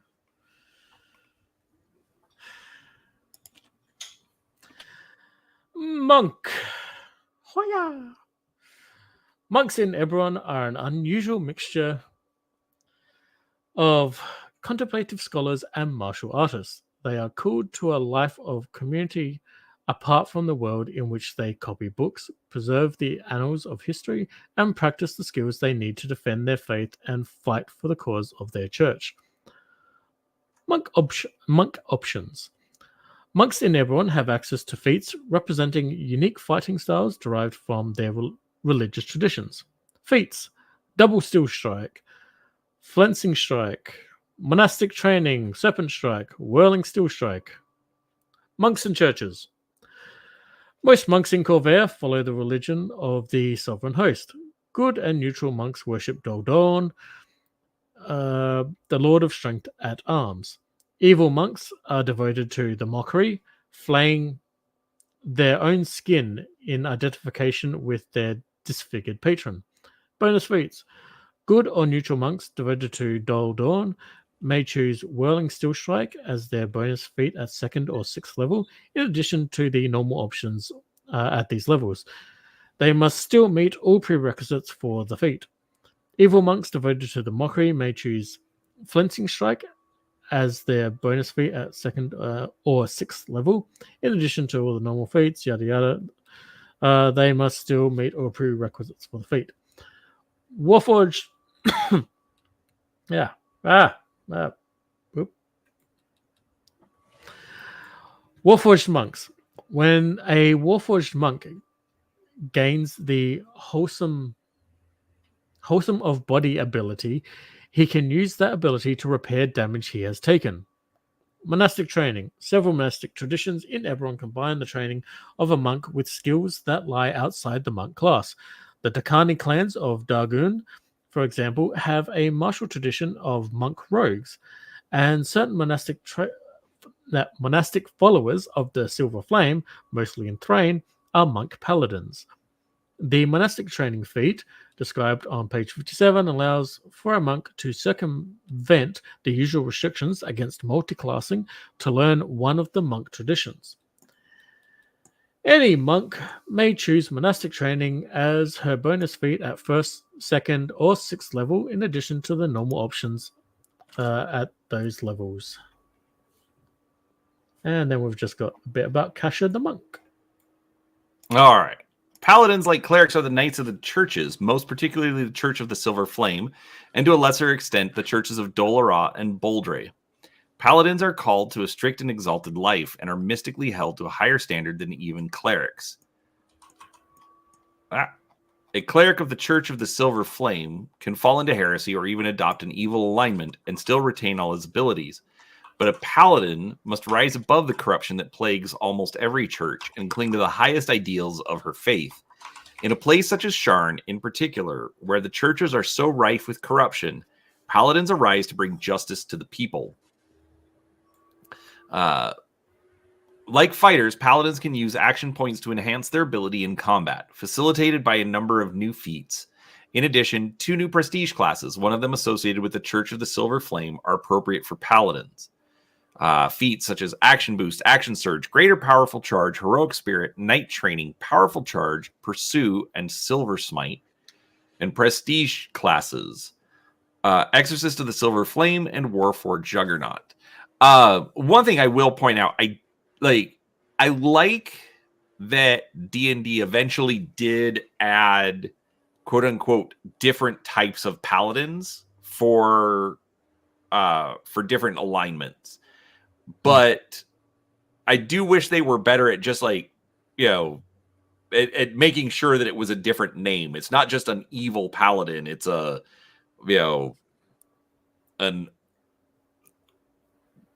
retributor or something. I'm just trying to make. I know they've done it. I just don't remember what they didn't emphasize the names as much. Yep. Well, I was just gonna say, I think with Eberron, I think this is kind of cool. What they're like with all the shades of gray that they're putting into the setting. With paladins, they still stuck to the no. Paladins are the good guys, or at least should be the good guys. Like the cleric, you could have an evil cleric that doesn't lose his abilities, but the paladin should be better, and I think that was kind of cool that they did that. I think that also, 3rd edition with the prestige classes with the feat options allowed for you to create a character that you could create as more diverse, and you could specialize more into a kind of design of a particular kind of paladin or class in general, really. Because you mentioned about in 5th edition you've got the Oath of the Ancients, the Oath of Vengeance, things like that for their paladins. But here I think that the prestige classes, with Exorcist of the Silver Flame, they're a good start, but you could have gotten a lot more out of them in something like the Complete Divine, where you could have put in a whole bunch of new ideas specifically designed for like taking a paladin specifically in a direction, Right. and with these feats as well, the night training, the silver smite, you've got a lot of ideas here to then kind of build that paladin idea in your head. Right. But I'm just talking more like with D&D's third edition's, kind of, plug and play mechanic of, feats and prestige classes, things like that.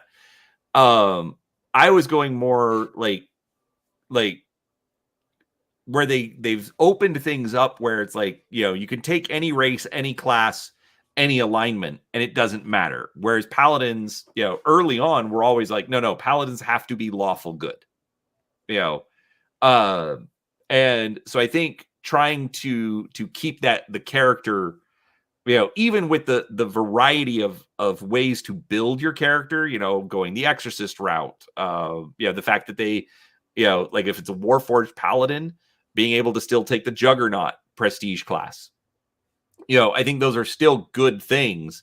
But as far as like, trying to get the characters or the players to still play the paladin as this righteous holy warrior, as opposed to, oh, well, yeah, I'm a paladin, but I get to be neutral or I get to be chaotic, and so I get all of these cool features, but I don't get any, I don't have any negatives for not playing to that holy warrior stereotype. So the fact that they kept it in Eberron is what I'm saying I thought was a good thing. Okay, yeah. So, all right. So paladin mounts. A halfling paladin from the Talenta Plains calls a clawfoot dinosaur to serve as a special mount rather than a war pony. Okay. Warforged paladins. When a Warforged paladin gains the ability to lay on hands to heal wounds, he can use this ability to repair his own damage or damage sustained by other constructs and construct-like beings, as well as wounds sustained by his non-Warforged companions. The ability functions as either curative or repair magic, as appropriate to the subject. All right, now this is a question I've got to ask. I thought, I didn't think you could cast, and I'm probably just completely misremembering this, I didn't think you could cast, cure wounds or lay on hands on yourself. I thought it had to be used on another player. Typically, yes. But because of the way Eberron has its Warforged, being a core race, basically, certain amendments have been made. So because a Warforged paladin might not have access to repair a repair spell, either through artificer, divine, or arcane means, I think that's why they've given the lay on hands ability the ability to heal a construct through that way. Well, I don't have any problems with the healing the construct. They established that when we were reading through the races that Warforged, because they are alive, a cure light wound spell works on them just like a repair construct spell does. So what I'm questioning at is when a Warforged paladin gains the ability to lay on hands to heal wounds, he can use this ability to repair his own damage. Okay, so think about it like this. Okay, so you're this holy warrior. You are essentially a warrior priest. Okay, now maybe this is just my own personal, faith tradition coming out, but then we'll go a little bit into the woods on this one. So most men in the Church of Jesus Christ of Latter-day Saints are priests. Okay. But the catch is that I can't put my hand on my own head and give me a blessing, or try to heal a disease. I can't do it. I can do it to someone else, but I can't do it strong enough, Brian.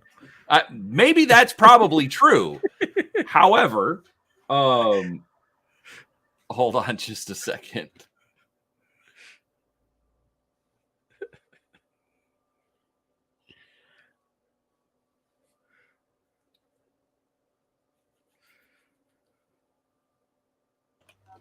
Sorry, we had police going by apparently.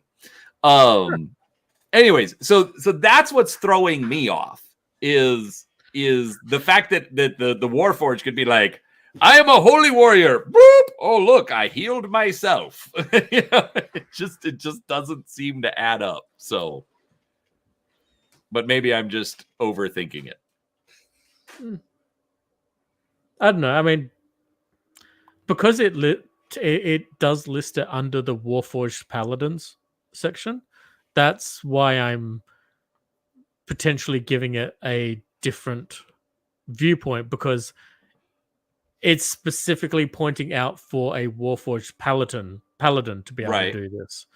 It's not saying all paladins can do this. It's pointing out a Warforged paladin can use their lay on hands to heal themselves.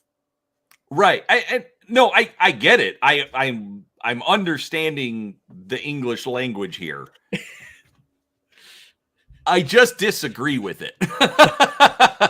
like if they had just said a Warforged paladin can use lay on hands to repair damage to other Warforged. Okay. I have no problems with that. The fact that he can use the lay on hands on himself is what's making my brain break on this one. Anyways, if I was running the game, I wouldn't allow it, but that's just me. And all this is just about Theara. All right, psionic classes. Oh, this is me again, isn't it? Yep. Okay. Psionic classes. Psionic characters, including Scions, Psychic Warriors, Soul Knives, and Wilders, are found primarily in Riadra and Ada, among the Inspired and the Kalashtar, where they fill many of the same roles as wizards, sorcerers, monks, and clerics.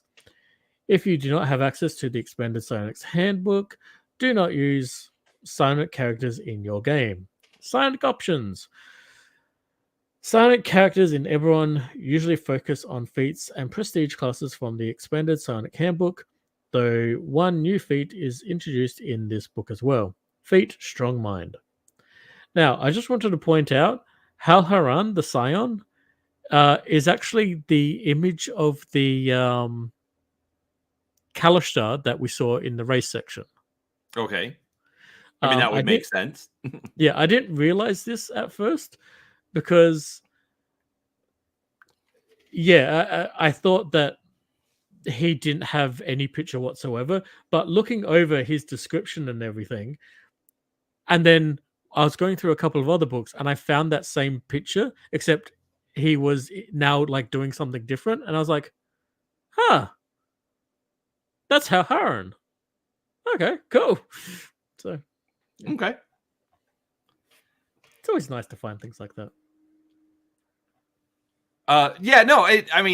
It makes sense. I mean, if you're going to do an iconic Kalashtar, it would make sense to put it in the in the race description.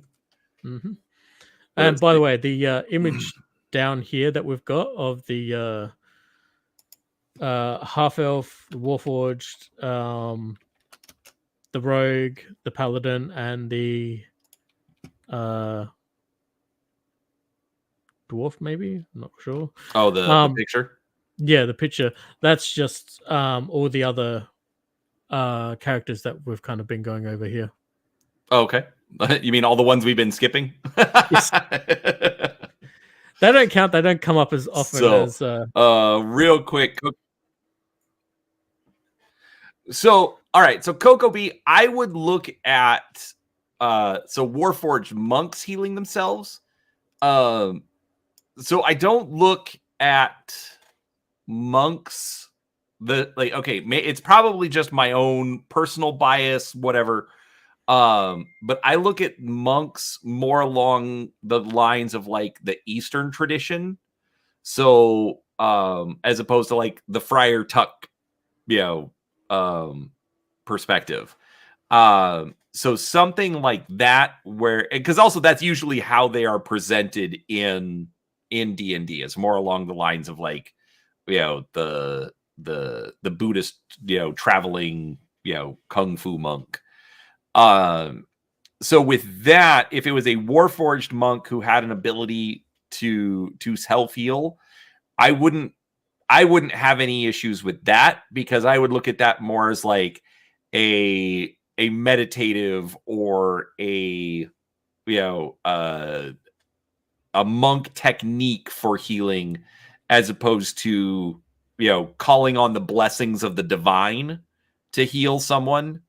That in my head, a cleric or a paladin or a priest uses on someone else, not on their behalf. So that's how I would look at that personally. Obviously, you do what you're going to do in your game, but that's how I would run it. So, all right. Rangers might come from backgrounds similar to those of barbarians, fighters, or druids. Like barbarians, they are often found in the wild places of the world, although many make their homes in more urban environments as well. Like fighters, many rangers served in the last war, usually as scouts, and have either retired or switched to adventuring careers. Like druids, some rangers patrol the wilds of the Eldeen Reaches, punishing poachers and protecting the creatures that live there.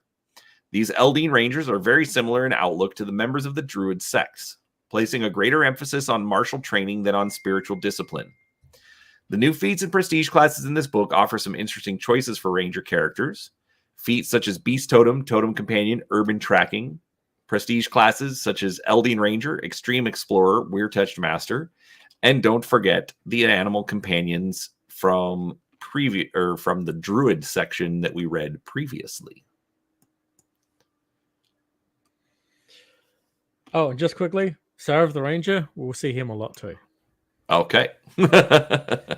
Rogue. Rogues are found in every city, town, and village in Eberron. Though most common criminals are experts or warriors.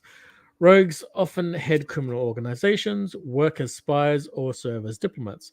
Other rogues work to solve crimes, either as freelance inquisitives or inquisitive agents of church or crown. A few put their skills to work hunting for treasure in ancient ruins. Rogue options. Prestige classes can help define the role of a rogue in Eberron. From the explorer delving into the ruins of Zendrick to the inquisitive plunging into the mysteries of Shan's criminal underworld. Feats. Action boost, action surge, urban tracking. Prestige classes, extreme explorer and master inquisitive. And Tam the Rogue. The officer wearing the uniform of the city watch nodded to the guard at the door and stepped into the apothecary. Bottles and urns were scattered and broken. A chair was overturned, and a table was on its side. The body of the shopkeeper had been removed, but the watchman could still examine the telltale signs of the murder. The drying blood, the shattered money box, the blood-stained ledger. The constable removed his hat and shook his head. Between shakes, his flesh flowed, and his hair grew into long, pale wisps. The human male reverted to her turtle form, the changeling female Tam. She was a freelance inquisitive, and she had used this trick more than once to gain access to a crime scene. Now to figure out how the murderer got into and out of a locked shop, she said to herself as she started to walk the floor. Her searching eyes noticed clues that less skilled inquisitives often missed. That had to be with that had to do with her younger days as a street thief. She imagined, for that training still served her well in her pursuit of more legitimate occupation. She noticed a few stray drops of blood formed a path toward the back wall of the shop. The dust along the base of the wall, so prominent in other parts of the room, she leapt, had been brushed to the side. Tam smiled. Secret door, she muttered. Second oldest trick in the book. She examined the wall, found a hidden latch, and tried to open it. Locked. Probably trapped. As well figures. Long, thin metal tools appeared in Tam's dexterous fingers, retrieved from hidden pouches and pockets, and she quickly went to work on the secret door. She dealt with the trap mechanism first, disconnecting the trap wire and disabling gear. Then she sprung the lock and a few twists of her picks, and the amazing Tam does it again, she whispered. But before she could open the door, she heard footsteps behind her. Tam, how many times have I warned you about interfering in watch business? Barked Sergeant Dolam of the City Watch. More times than I care to remember, Constable, the changeling replied. But we both know you appreciate the help I provide. Now, if you excuse me, I have a murderer to catch. Tam slipped through the door before Dolam could react, and his shouts and threats faded as she moved deeper into the dark passage beyond. Tam, a fourth-level changeling rogue, grew up in the lower wards of Shan. An orphan, she found a home in the Dark Tower Gang, a minor changeling crime family operating in the underbelly of the City of Towers. She was well on her way to a life of crime and showing promise as a rogue when Tam's life took a new direction after young Constable Dolam of the City Watch arrested her. He decided not to send her before the justice and instead kept her in holding cell for a few days. As the days passed, Tam and the constable discussed law, the city, ethics, and other topics. He did not preach to her, but through conversation and open discussion, he began to make the changeling reconsider her role in the society of Shan. When a perplexing murder case wound up in Dolam's jurisdiction, Tam listened as Dolam and the rest of the watch discussed the situation. One night, when the watchtower was mostly empty, Tam used her skills to free herself from the cell. It really wasn't designed to hold an accomplished rogue.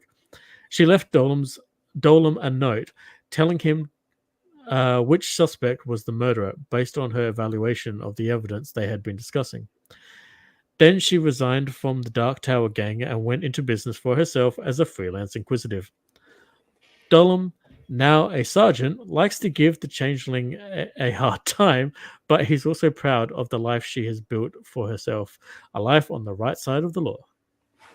I like that one. That was a fun story. She's also on the cover of Races of Eberron. Okay. Yep. All right, Sorcerer. They're all connected. I was going to say, it's almost like they planned this. All right. In many worlds, sorcerers claim descent from dragons, insisting that the dragon blood in their veins is the source of their power.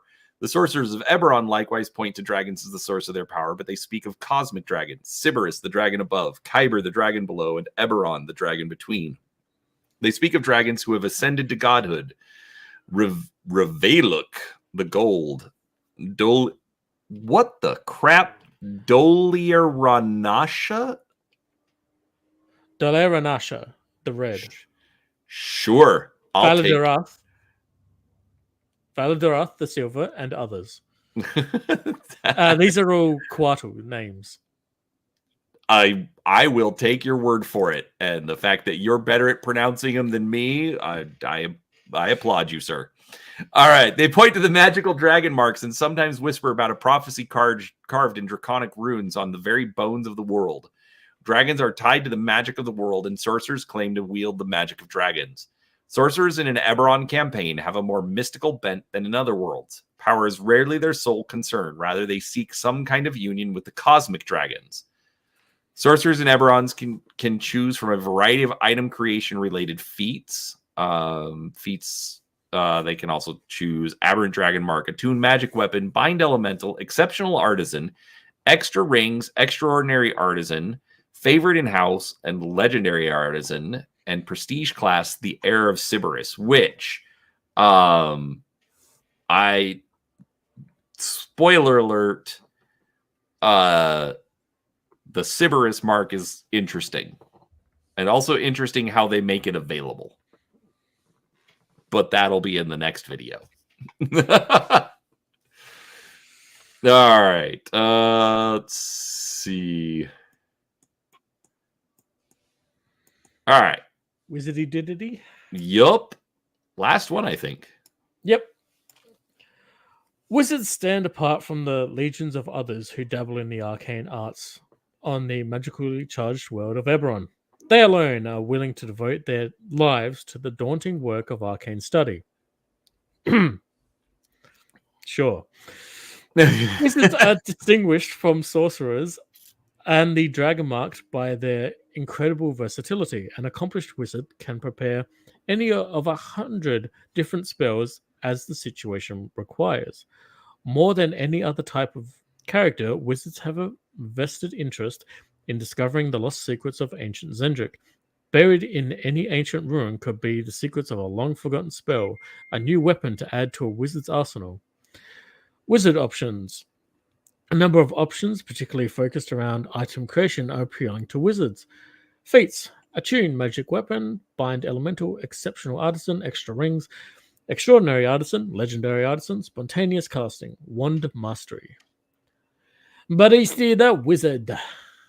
Baristi the Wizard entered the library and waited for the gnome clerk to approach her. She had come to research an ancient legend and seek a new spell to aid her in her quest. The clerk made her wait for a few moments before he shuffled over to her. You have an appointment, Shifter? The gnome asked, knowing full well that she did. She had been here before, and she was sure that he recognized her as much as she recognized him from her previous visits. Baristi controlled her temper and handed the clerk her appointment scroll. He studied it closely, checking the authenticity of the arcane mark before handing it back to her. The Legend of Chronic, the Lost Goblin Temple, the gnome said as he turned toward one of the ornate doors that ringed the vestibule. Of course, a study hall has been prepared for your use. She followed him through a pair of doors and into a small chamber that contained a desk, a chair, a work table, and a narrow pedestal. A stack of parchment was piled atop the table, along with quills, ink, and sealing wax. As they reached the middle of the room, the clerk placed an orange crystal atop the pedestal, and Baristi had the sudden sensation of movement. The walls fell away, and alcoves rushed toward them, formed by shelves upon shelves of dusty tomes and scroll cases. The dizzying activity lasted for a few long seconds, and the shelving units rearranged themselves and jockeyed for position. And then the room additions clicked into place. The study hall, designed specifically for Baristi and the research she wanted to accomplish, was complete. I just remove the crystal when you have finished for the day, and the study hall will return you to the vestibule, the gnome explained. With that, the clerk stepped into one of the corridors of shelves and disappeared. I hate when they do that, Baristi grumbled as she cast the fox's cunning spell on herself and magically enhanced her intelligence. Now, to find out everything I can about a temple that was probably in ruins before King Galifar united the Five Nations. The Shifter Baristi is a 6th level wizard with a love of knowledge and a thirst for information. She grew up in the Eldeen Reaches and then was apprenticed to a visiting wizard from Onder. She had adventured with her father many years before. Both the wizard and Baristi's father had recognized the powerful curiosity and intellect that Baristi possessed, and though the young girl was nervous about leaving home, she was also excited by the prospect of learning and perhaps becoming a wizard in her own right. Her mentor took her on his travels, and together they visited the Great Library of Korenberg, the Arcane Tower in Shan, the Wizard Enclave in Onder, and the Hall of Arcane Studies in Karnath. Wow. Okay, sure. Among other sites. When Barisi mastered the tests and was recognized as a true wizard, her mentor presented her with his staff. As my mentor gave this to me, he said, I bequeath this arcane focus to you. Now Barisi travels the world on her own, occasionally joining the adventuring company or research group, but more often living on her own as she continues to study and learn. And the lovely picture we have here is Barisi, Azim, Sarav,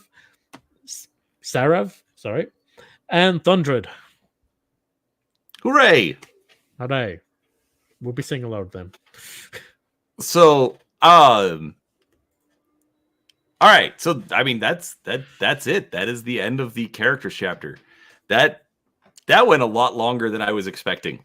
Oh, that went as exactly as long as I was expecting.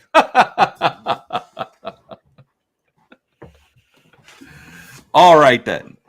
Well, yeah. So I mean, honestly, like, to everybody in chat, I hope this gave you a little bit of a taste of how characters are supposed to be a little bit different in Eberron. You know, they're trying to take the familiar, but then give them little twists, and I like what they did. If you want to see more of those character portraits, definitely check out the campaign setting. Literally, just in the interest of time, we had to we cut most of them. Otherwise, you know, I think Seraphis would have ceased being able to talk. Blah, blah. So, anyways, what did you think about it? As usual, I love it. I mean, that's fair. Yeah. Would you like to expound on that? I think especially once we get into the other books, and I'm not going to go into why because, you know, time, but I think the options that they kind of talk about, especially with the pre-existing classes, that you've got a really nice ability to kind of combine these different aspects that Eberron presents and create characters that definitely feel different to a character you'd create for Greyhawk or for Forgotten Realms. Like, there are some things that you could probably combine and make it feel a little bit like, say, Dragonlance, just because of similarities to, you know, the Church of the Silver Flame and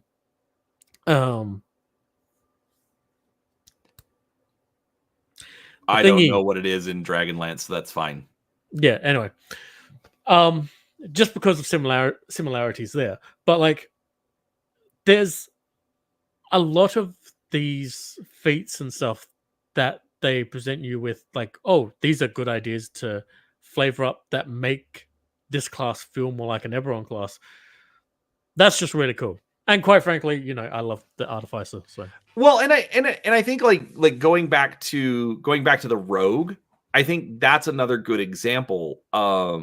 Where, like, typically you think of the Rogue as just, you know, the thief class, you know, and I think just this little description did a good way or did a good job of taking this traditional class, you know, all those same things, lockpicking, searching for traps, that kind of stuff, but then twisting it on its head. No longer is it a criminal. I mean, yes, the character used to be a criminal, but, you know, switching it on its head where they're now an investigator, and it's like, here are ways that you can take all of these things that you're familiar with and apply them in a different direction, especially if you're going to be in something like Sharn or, you know, or some other, you know, city type setting where you shouldn't necessarily be a thief. You know, this isn't Shadowrun, you know, this is Eberron. So, yeah, I really like that presentation. I hadn't thought about it when I originally read the book 20 years ago, but doing that presentation of here are the races and here's how they fit into Eberron. Here are the classes and here's how they fit into Eberron. I think it was a great touch for the book. So anyhow, also, you've had 20 something years to level up, so your wisdom's improved. I mean, that's fair. So all right. So before we go, we are going to give a miniature away, which I suppose I should actually show what it looks like. Is that the one? Yeah, that's the one I want. All right. And there we go. We're going to make Seraphis small just so that the camera is big. All right. So this is the Warforged Artificer that I painted up the other day. I still have to finish up the base, so forgive me on that one. I was very proud of this little potion bottle there, and how that came out. So, overall, folks, it's me. These aren't exactly amazing paint jobs, but I rather like it, and I'm excited to give it away. So, if you are a member of the channel, you are automatically entered to win.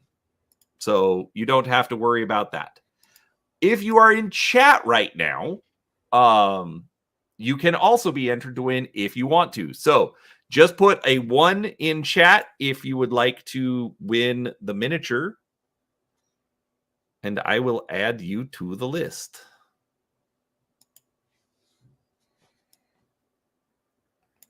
And we'll give everyone a minute to... Okay, so I guess Malachi wants in on it.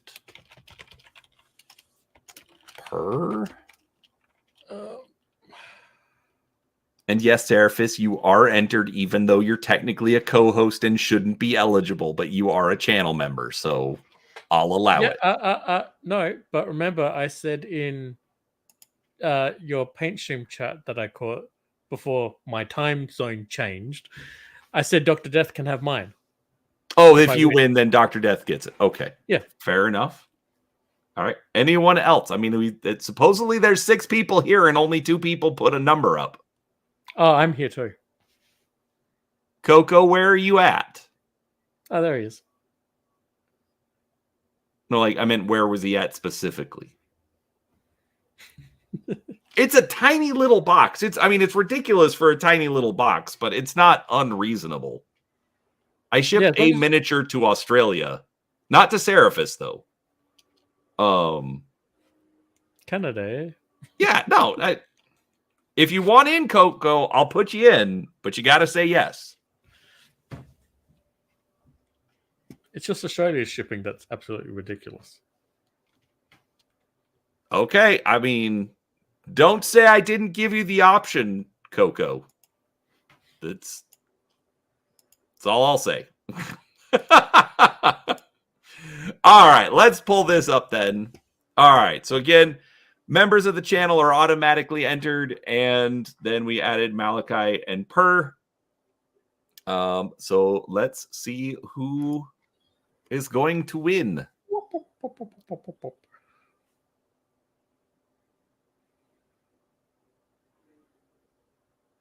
Okay.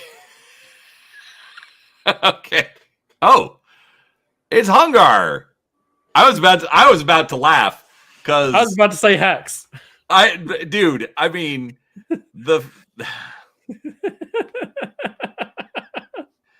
if he had won again, like Chris would have won like 4 times, and I haven't even given that many giveaways on the channel. So, all right, so we've got Hungar. I've got his address, but I'll still reach out to him. And of course it was rigged. Malachi, you know how we all run these things around here. Anyways, so Hungar is going to get our Warforged Artificer for this week. So, all right. So there will be more miniatures available next week. So make sure you do come back. Yes, I am bribing all of you to come hang out with Seraphis and I. He's also bribing me too, so. Yes, I am also bribing Seraphis. What am I bribing you with? A good time. No, just kidding. Anyhow, all right, Seraphis. Anything going on? Anything you want to tell people to check out? Oh, I will be coming out with a new video soon. Okay. Brian is not going to like it. Uh-oh. What It's are you not about trashing? moments though. Oh, I'm not gonna like it. I thought you were talking about Game Masters, Brian. No, you're not going to like it. But you completely and utterly understand who I'm targeting and why I hate them with a blind, raging passion that will never, ever lift the red mist I have. Well, I'm not going to spoil it for you folks, but go make sure you're subscribed to Seraphis. I don't even think he's at 100 subscribers yet. So let's get him bumped up. 66. Let's get him bumped up. But otherwise, obviously I'll have more videos coming out during the week. I'll keep doing live streams. If you are up very early Sunday morning, I believe we're probably talking Drek on Seraphis's channel. Probably. Yeah. We'll see if I'm awake. I don't know. Hey, look, I'm trying to accommodate to 11:30 my time to 12:30, but again, we talked about it the other day. It's your channel. You do your thing. So, yeah. All right. Well, folks, we're going to head out. Thank you so much for watching. I appreciate it. I hope you enjoyed it as much as we did. But otherwise, like I said, come back next week and we will talk feats and religion and all sorts of fun stuff, all Eberron. So thanks for watching, and we'll talk to you next time, everybody.